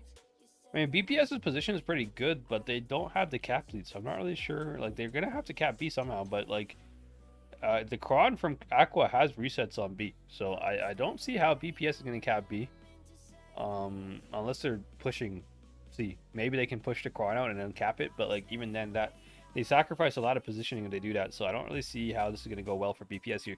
I think Aqua's position is much better overall on the map here than BPS's position, if I'm being honest, but let's see what they can do. I mean, BPS does have a pretty good caller here. I mean, Kitsune, you can tell Kitsune makes good calls, by the way, because he adapts to the enemy lineup. Like the way he spotted like a C there, he fully did that knowing because Aqua only has like 2 E50s, right? So I mean, he just played that pretty well there, I think. And then I mean, maybe he can cook something up. I'm not really sure what Kitsune is gonna. I mean, is he gonna cap B actually?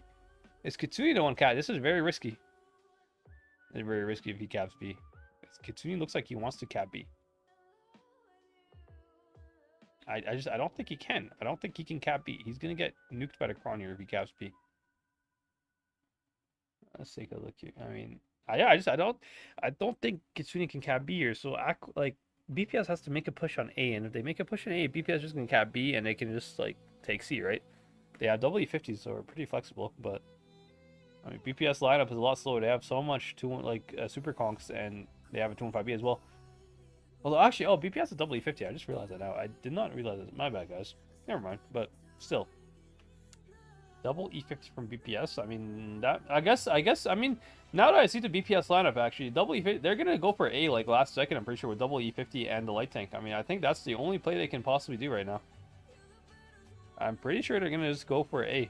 I think that's like I don't think they can cap B. It'd be a miracle if they somehow cap B. But Aqua is stacked on A, so they're kind of forced to cap B here. I don't really see how BPS is gonna end up winning this game. I mean, they're trying to cap B right now. I believe it's a light tank capping B, but he just got spotted. Yeah, look at the HP bar on the bottom right there. Kitsune losing half his HP, 600 HP right now. He got spotted on the B cap. I was saying there's no way he can possibly cap B. I don't think BPS can win this game. They kind of trapped themselves in a corner where they're not able to really take that much map control, you know. And okay, now they're forced to like fully push the Kron out. Now they can cap B, but they've already lost so much HP, and I think the E50 on C is gonna die from. I mean, oh, he got the reset. Kitsune got reset a second time by that Kron, man. Oh my god, nice play there. Wow. Yeah, BPS will win this game for sure. I think interesting game here. I don't know what the score is, but yeah, wow. BPS playing that. I mean, BPS tried, but like it's such a predictable play at this point. It's so obvious that they're gonna try to cap B, and this Kron was perfectly set up to defend it, right? The only thing that BPS could have maybe done was to like full push A or something with like all tanks. But even if they do that, Aqua had like a pretty good lineup to spot them coming A and then pull back and like not really die, right? So right now 2-2 score. You can see 2-2 in the top there. So it looks like an interesting game in the lower bracket here. I wonder who's going to get knocked out. The loser of this game is going to get knocked out, so it's going to be a very close set here. Both teams fighting for their lives right now. Aqua versus BPS. I mean, Normandy is... I mean, I played Normandy versus Aqua. I think Aqua actually has pretty good Normandy strats. I'm going to be curious to see how BPS also plays. But I think if Aqua plays the way they did with us, they have a pretty decent chance of winning this game. But we'll see. We'll see. Well, I have no idea what they're going to do. They might change the strat completely. You never know. But overall, it will be pretty interesting to see what happens there.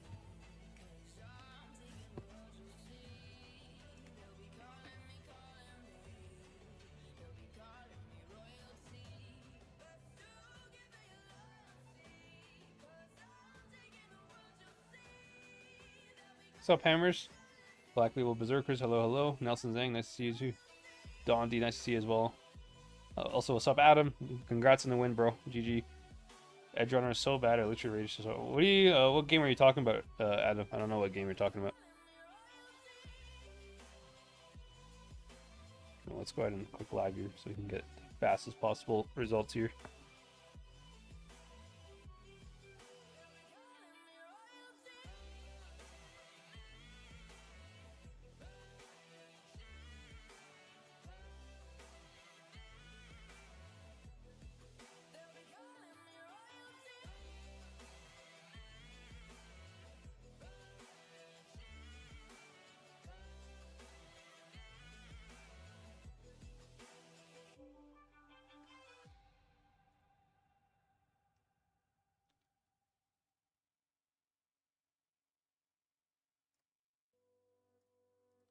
Alright, there we go. Alright, game is live. My bad. Alright, so yeah, I mean BPS has like a bunch of super, like triple super conks. So it seems like they're looking for a mid fight, or I mean honestly, if I saw that much super conks, I would say like they're going plane, to be honest. But the fact they're not going plane, I mean, interesting spotting run from Wildburger, by the way. He just spotted like everybody. Days here with the A reset position. I don't know if he's gonna get there in time though. I think BPS might cap A before Days is ready to reset. Ooh, Wildberg getting completely nuked there by BPS. Ooh.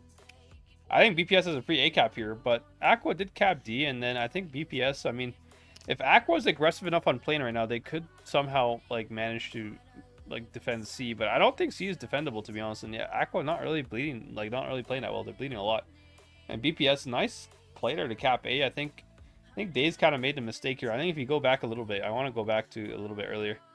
Days should have, like, he could have reset A if he, like, is he where Wildburger is, like, in this picture here? Right where he is right now, where I'm paused. If Days tries to go there, reset A initially, instead of, like, going to the bunker position, which, like, takes too long, he would have been able to reset A there. So a bit of a mistake there from Days, but still, let's see how the game's going. Now, normally it's a bit of a stale map here. Like, once the team has a caps, usually, like, there's very hard to push into the other team, you know? So I'm expecting a 7-minute game here, to be fair, unless Aqua, like, makes this a brawl somehow, because they're kind of down on caps.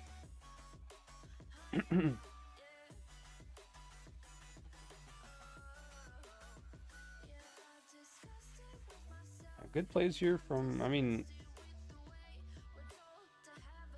Days is kind of like in a somewhat, I mean, Days can't really do much. All he's looking at is just an Emily. He cannot cap A, and he can't really do much. And yeah, look at BPS here. A nice play from BPS. They're just capping C. I mean, they have so much map control right now. Like Aqua cannot do anything at all.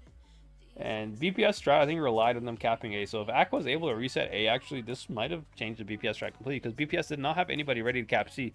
So Aqua would have like such insane caps if they had, like, you know, reset say on A. It's a little bit unfortunate from Aqua there not to reset A. I think they should have probably tried to play for the reset in the beginning, at least, instead of going for the bunker position. But BPS here, I think BPS should win this. I mean, I just don't see how Aqua's going to win this. I mean, Aqua has to push into BPS, but like, look at BPS's lineup. BPS has like 7 heavies. They don't even have a light tank. I mean, every single heavy has reactive except the 215B, which the 215B is like a passive tank anyways. So I don't see how BPS is gonna, like, not lose this game. I mean, they're definitely gonna win this, or not. Yeah, I don't see how, like, Aqua's gonna, like, win this game. BPS is definitely gonna win this game, in my opinion. I mean, Zerd, you're just giving up. I think Zerd just gave up. He just realized that there's nothing they can do. I think he just gave up and died. Okay, nice.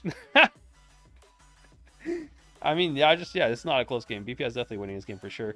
Nice strat from BPS there. I think Aqua's main failure of the strat there was not resetting A. That's like the main problem, but you know, well, it was a nice strat though from BPS. I think there was a well played. There's really nothing Aqua can do here, so kind of curious to see what Aqua does in the other spawn here. We'll see what they do.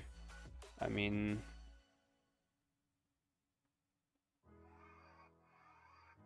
yeah, Days is just, yeah, I mean, this is just GG at this point. There's really not much I can commentate on. It's just instant win for BPS just by lineup and positions. I mean, Aqua can do literally nothing. I mean, look at Aqua's lineup anyways. Aqua's lineup is designed to hold, not to push. I mean, they have a 215B, a light tank, and a Koran. Koran is not a pushing tank, neither the 215B. And then, like, what would they have, like, what, 3 MLEs and a Super Conk? Super Conk's not really even that much of a pushing tank either. So, yeah, Aqua just had no chance to win this game, I think, based on the lineup, but based on the fact that they did not reset A. If they were able to reset A, they might have been able to win this game by caps, you know, because they had a light tank. Light tank could zoom around the map, try to take caps later.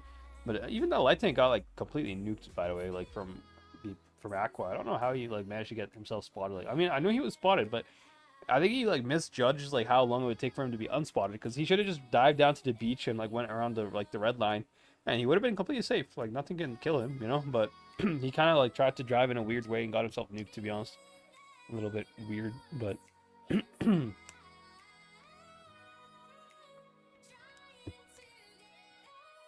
so match point match point for BPS here.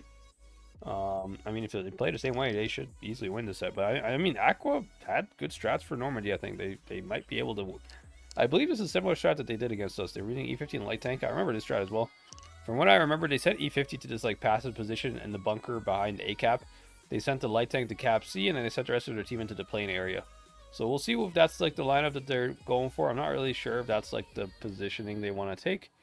we'll see. But I mean, that strat worked pretty well against my team because basically if the enemy team tries to cap A, I mean your E50 has resets on A, and they can just push top as well. They're very stacked on top, even though they have like an E50 and like double mediums, they are pretty like mobile still. So I'm kind of interested to see how that goes. But BPS looking like they're just sticking to 7 heavies again. Like I don't know. I mean, Kitsune's not ready up yet, but seems like they're sticking to just 7 heavies. Are they? Yeah, looks like 7 heavies to me. We'll see, I guess, when they're fully ready, but...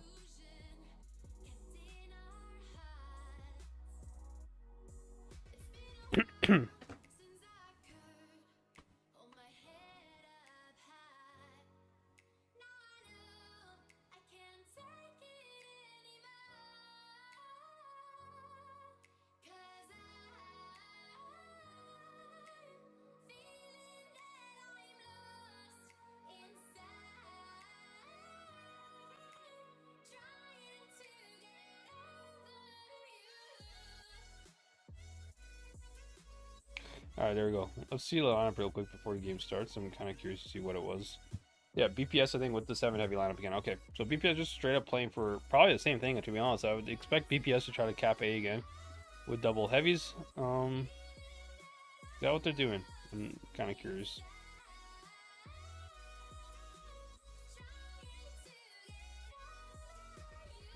BPS sending a 215B into the plane? Oh boy, I have not seen that before. That is a rare sight, to be fair. I don't know how I feel about this. And yeah, Aqua playing exactly the way they played against us. Like I said, the E50's playing behind the bunker. Light tank in the middle there, spotting. And they... I mean, I think he could have got C, to be fair. But with 7 heavies, he should have tried to cap C. Because capping C, I mean, would be hard. But Aqua is, like, pretty okay positioning right now. If they can, like, hold A. That's, like, the main... Yeah, and, I mean, E50 does have some resets on A here. But the problem is, can they continue resetting him? I mean, they should. They should. BPS should not be able to cap this base here. Yeah, nice shots from Wildburger. Nice shots from E50. Yeah, I think Aqua should have this, like, reset here. I mean, he's going to bleed in maybe one more shot. Yeah, there you go. Nice. I think the Emily should be safe now. I don't think he should bleed anymore. But he lost half his HP, to be honest. Which is not really a good start to the game here from BPS. And then Aqua, ooh, looks like a big push on the plane is going on here. What is Daze and Ghosty focusing? Looks like they're trying to get the 215B out. 215B, to be honest, did manage to get out, but like Symphony is completely stuck here. He's kind of like isolated, so I feel like Aqua has a good chance to win this game, although BPS is trading pretty well here. But I'm pretty sure Symphony's going to die eventually. Like Aqua can, like BPS cannot cover him forever. Like Zerd here is bleeding him hull down. I mean, they are bleeding them back, to be fair, but like all Zerd has to do is just reload his clip, and I think he's going to be able to kill Symphony here pretty easily. Now, the MLE that was bled earlier on the A-cap is getting killed by the light tank. I don't know if you guys can see it, bottom left of our screen, Wildburger is killing the MLE here, so I think Aqua will win this game. They seem to be doing pretty well. This MLE is going to die. He's looking at Punisher. Yeah, Punisher just died, and now this tier 5 Positivini guy is in a pretty bad spot.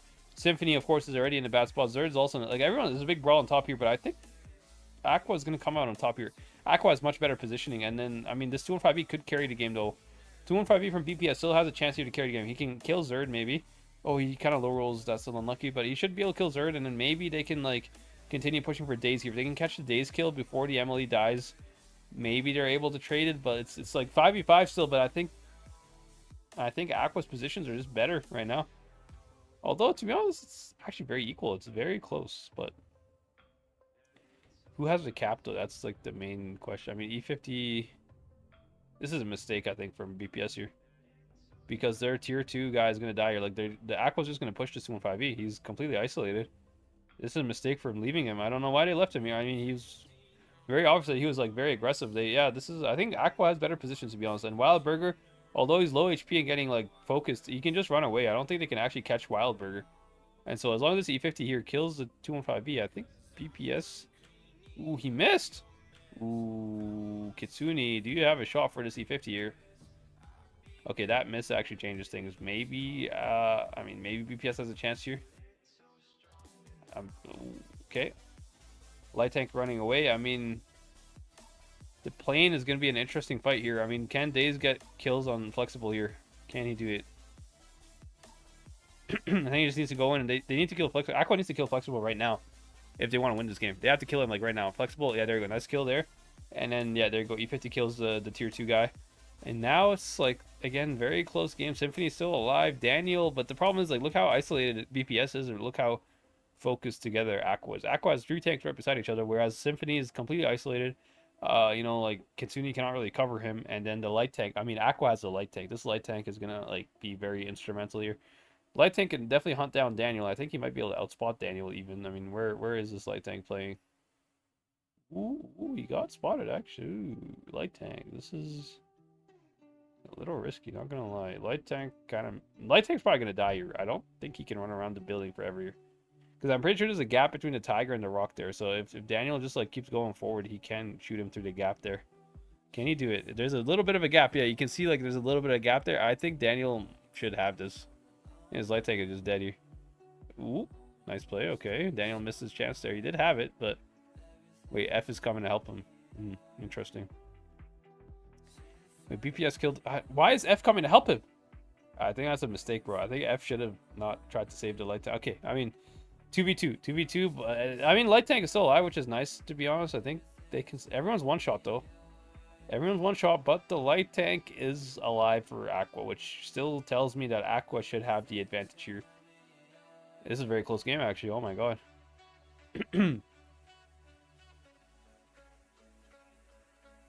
Now, F and the light tank need to find Kitsune and kill him somehow. I mean, Wildburger should be able to cap D, actually. Okay. Oh, they got the reset on B. Nice. Can F get the kill? He might be able to get the kill here. He just has to be careful not to get Capola sniped. F has to be very careful not to get Capola sniped. But other than that, I think Wildburger should carry this game, in my opinion. Like, I mean, there's a minute left. Guys, there's a minute left. If they don't find the second Kitsune, if they don't find Kitsune in the next minute, Aqua are going to lose this game and they'll be knocked out. Kitsune just hiding for dear life right now behind the church. Is he going to be discovered by the light tank? I mean, light tank is just trying to look for him. Oh, Kitsune gets a kill, but light tank knows where he is. Can Kitsune reload in time? Oh, light tank ran into... Oh, Kitsune knows where he is. Kitsune might clutch this. I don't know. I think this light tank choked. Light tank, is he going to get the... I don't think he can. I'm pretty sure Kitsune's like fully hauled down here, unless he gets a Capola shot, but I don't think he can. Light tank choking the he drove through the C cap. Why did he drive through the C cap?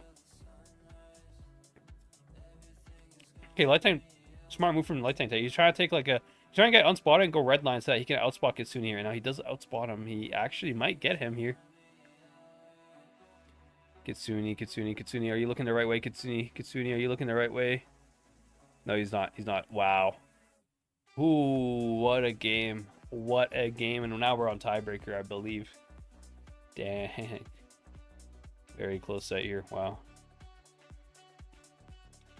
Kitsune, I mean, light tank, to be honest, played that pretty well. Wildburger, like, he recovered his mistake perfectly because he went through C-cap, his teammate died, and at the same time, the MLE knew where the light tank was. So him going red line like that was a pretty smart play, in my opinion. I think he played that pretty well. Kitsune might have had a chance to, like, run away completely, to be honest, though. Kitsune might have had a chance to just turn around and run away. Because while the light tank was redlining it, he could have just maybe, like, turned around and just, like, literally ran. But it's still a tough call. It's very risky to run like that because, you know, you're always kind of nervous as the light tank going to find, like... Because if the light tank is aggressive enough, he might have it... I mean, Kitsune got a little unlucky, too, to be honest. He got spotted. I don't know how he met... I think he peeked a little bit too far, got himself spotted by the light tank, and then he didn't spot the light tank in return. So, like, that gave the light tank a huge advantage because he knows exactly where Kitsune is looking at, where he is, and then Kitsune has no idea where the light tank is. So, very unfortunate, you know, game for Kitsune there. It's always annoying to get outspotted by a light tank, especially when you should spot him in return, you know, because it was pretty close range distance there. But yeah, if he spots him in return, I think Kitsune could have just straight up ran, but he probably doesn't know where the light tank is, so he's just playing for his life, you know. Fully understandable why he did what he did there, but, you know. We're on to tiebreaker. Very close game there. I'm actually just amazed that, wow, that was such a close game. Kitsune needed like 10 more seconds to live, and he would have won that game.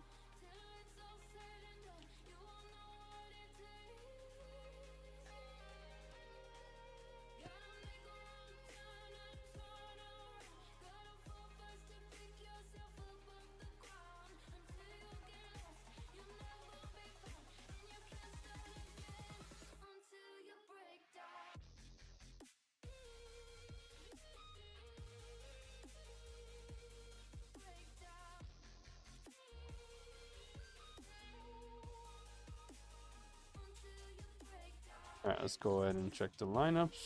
Should be live. There we go. All right, no team messing around. Literally all 7 heavies in this game. This is going to be interesting. Middleburg, all 7 heavies. Probably if they have all 7 heavies, a couple of the heavies will spawn on top of C here. So we will see what happens. Depends a little bit on the luck a little bit, you know. But there's a pretty high chance like 1 or 2 tanks will spawn on top of C here. Especially, yeah, I think especially there's like spectators in the game, because spectators kind of take a bit slot as well. So we'll see what happens, but.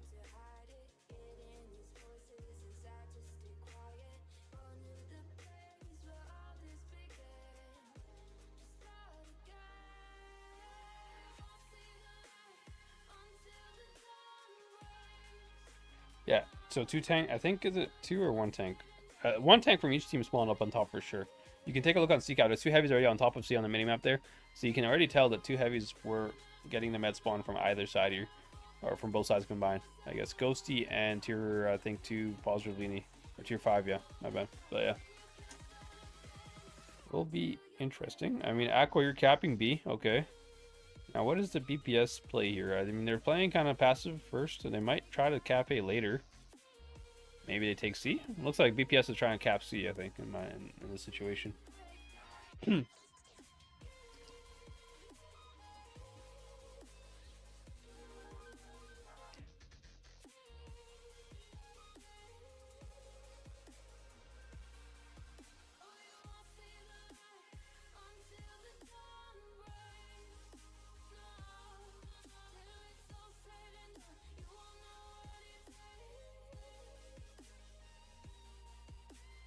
Bit of a stalemate here. I mean, BPS is capping A, which is what I fully predicted.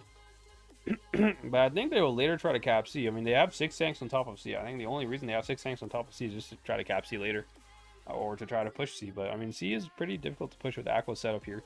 So I feel like BPS is going to go for like a triple cap on C or something. And then that might be what they're trying to do here. I'm not really sure.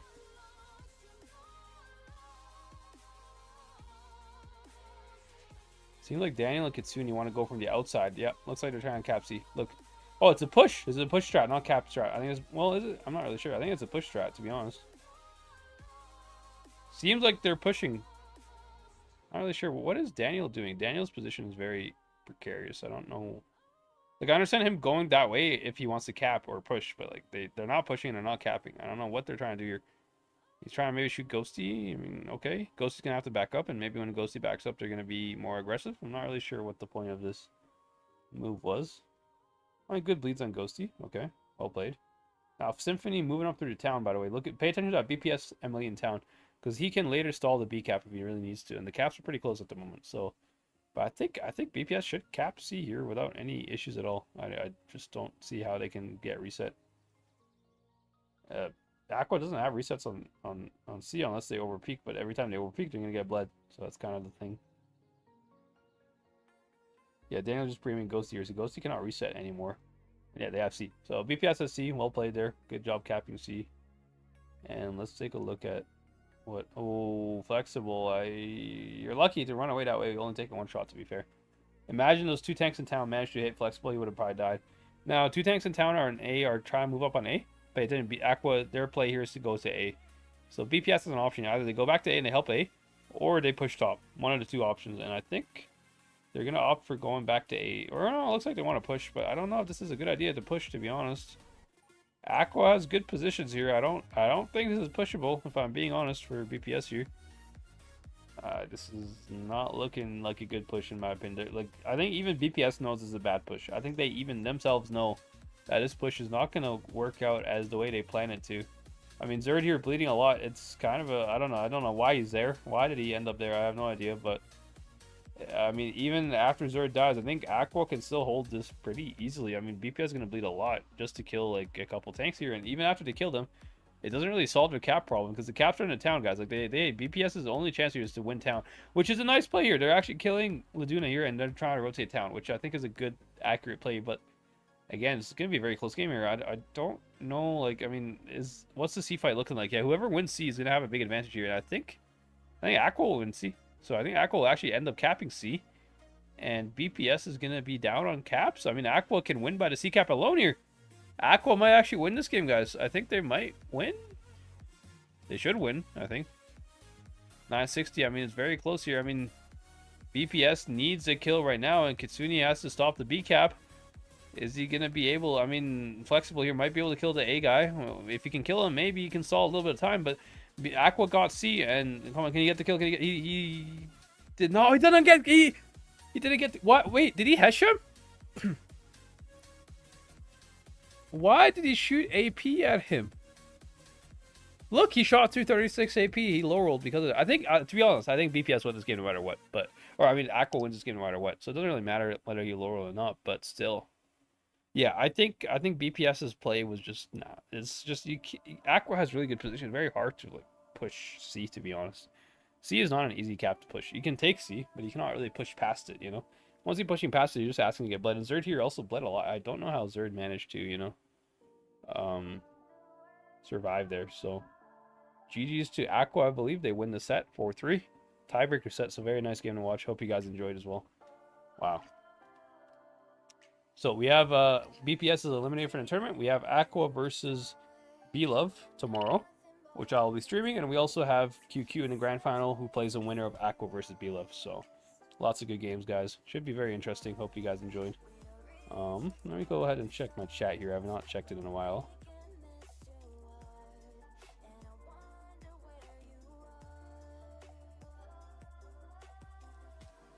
Alrighty.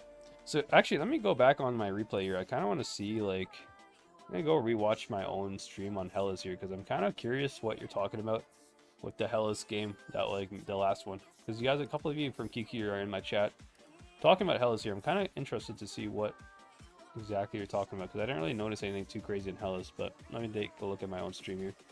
I'll go ahead and copy paste it into my browser here.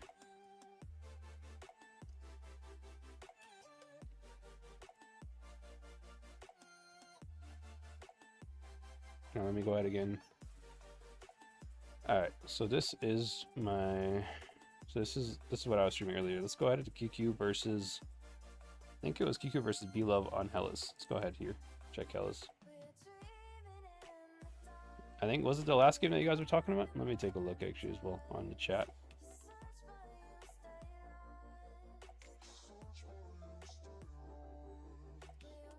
Kind of curious, yeah. I'm just kind of curious for myself here, but take a look at Hellas here. I mean, everything seems good right now. I mean, it was either the, was it the last game? I think it was either the last game or the second last game. I'm not really sure which game it was, but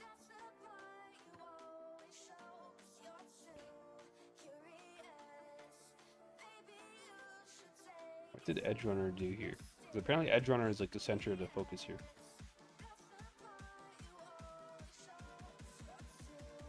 So jungle is dying. Krim is heading back to help them, but I think it's too late in my opinion. I think B-Love should, like, B-Love had a big advantage here. They kind of, like, threw it a little bit, I think. They could have killed the, I mean, they couldn't actually kill it because Krim got there in time to help him, but what's going on here? I mean, oh, it's this move here. Yeah, Edge Runner. Yeah, I don't know what this move was from Edge Runner. I mean, I also, yeah, I have no idea what this move was. Yeah, this move right here. Okay. Yeah, I mean, I think it worked because he had the caps. Like, in the end, he won the game because he had caps. But, like, yeah, that was a very questionable move here. I mean, if you're just MLE, in my opinion, I mean, you should be pushing from, I mean, to be honest, you should just be trying to kill the corner. This corner is, like, stuck no matter what. If you can kill the corner, you can kill the Kron later. But, I mean, I understand the logic behind it, but you didn't have reactive. So I don't know why he made this move without reactive. And you just got completely nuked by the tanks in the corner to 1200 HP, and the Kron just clipped you out. But in the same time, to be honest, I don't know if that was like the worst move ever. I mean, it kind of makes sense, to be fair, but it would make more sense if you had reactive while he did it. I don't know why he did not use reactive while he made this move. Because if you had reactive, you probably actually survived that, you know? Because, you know, you get nuked by, like, what, 4 tanks, and you probably survived that still. And then the E50 on your team could carry the game. I mean, in a way, you getting nuked here allowed the E50 to kill the Kron, but it still was not really a good trade, in my opinion. I don't know why you did this push, but yeah. That's about it, though. I mean, still, I think your team won this game by winning the A side on map. Your Krim kind of took the bases. You can see he's capping B, or he's killing the Conqueror, and this light tank, I think, does manage to escape. The light tank got the kill, by the way. Oh my god, that's actually so clutch. Look at the caps right now. If this light tank did not get the kill, QQ would have probably lost this game. Because look, if he didn't get this kill, then B-Love is at 990 caps right now. If he doesn't get the kill, right? 990 cap, and then boy that got away is gonna die here. Like the super com's gonna kill him. 9 on decap, right? He would have won the game.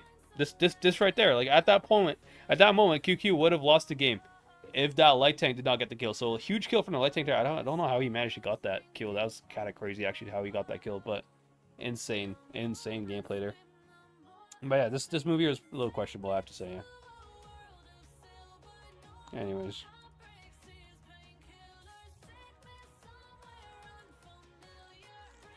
Alrighty. I think that's about it for today. Again, I'll be streaming the grand finals tomorrow, so if you guys want to tune in, make sure you guys smash the subscribe button. Also, make sure you check out my Discord if you want. I'll be posting my stream there. It'll be an easy way for you to keep updated. It'll be in the description of the video. Again, hope you guys enjoyed. I definitely had fun watching these games. Lots of really nice games, and honestly, a lot of upsets as well. Like QQ, I mean, I don't think anybody expected QQ to really play as well as they did. Very nice game from QQ there. Making it the grand final of the 4-0 win over BLove, which is, I think, completely unexpected. For me, I had BLove as one of the favorites for this tournament. I had BPS as like second favorite after BLove, but we'll see if BLove can still make a comeback. I mean, maybe they can prove me right, and maybe they can come back tomorrow versus Aqua and QQ. We'll see. But I think BLove in general, yeah, they just kind of got smoked by QQ today. Like QQ just had a different level, you know. Very nicely played, to be fair. So yeah, hope you guys enjoyed, and I'll catch you guys in the next one. Peace out.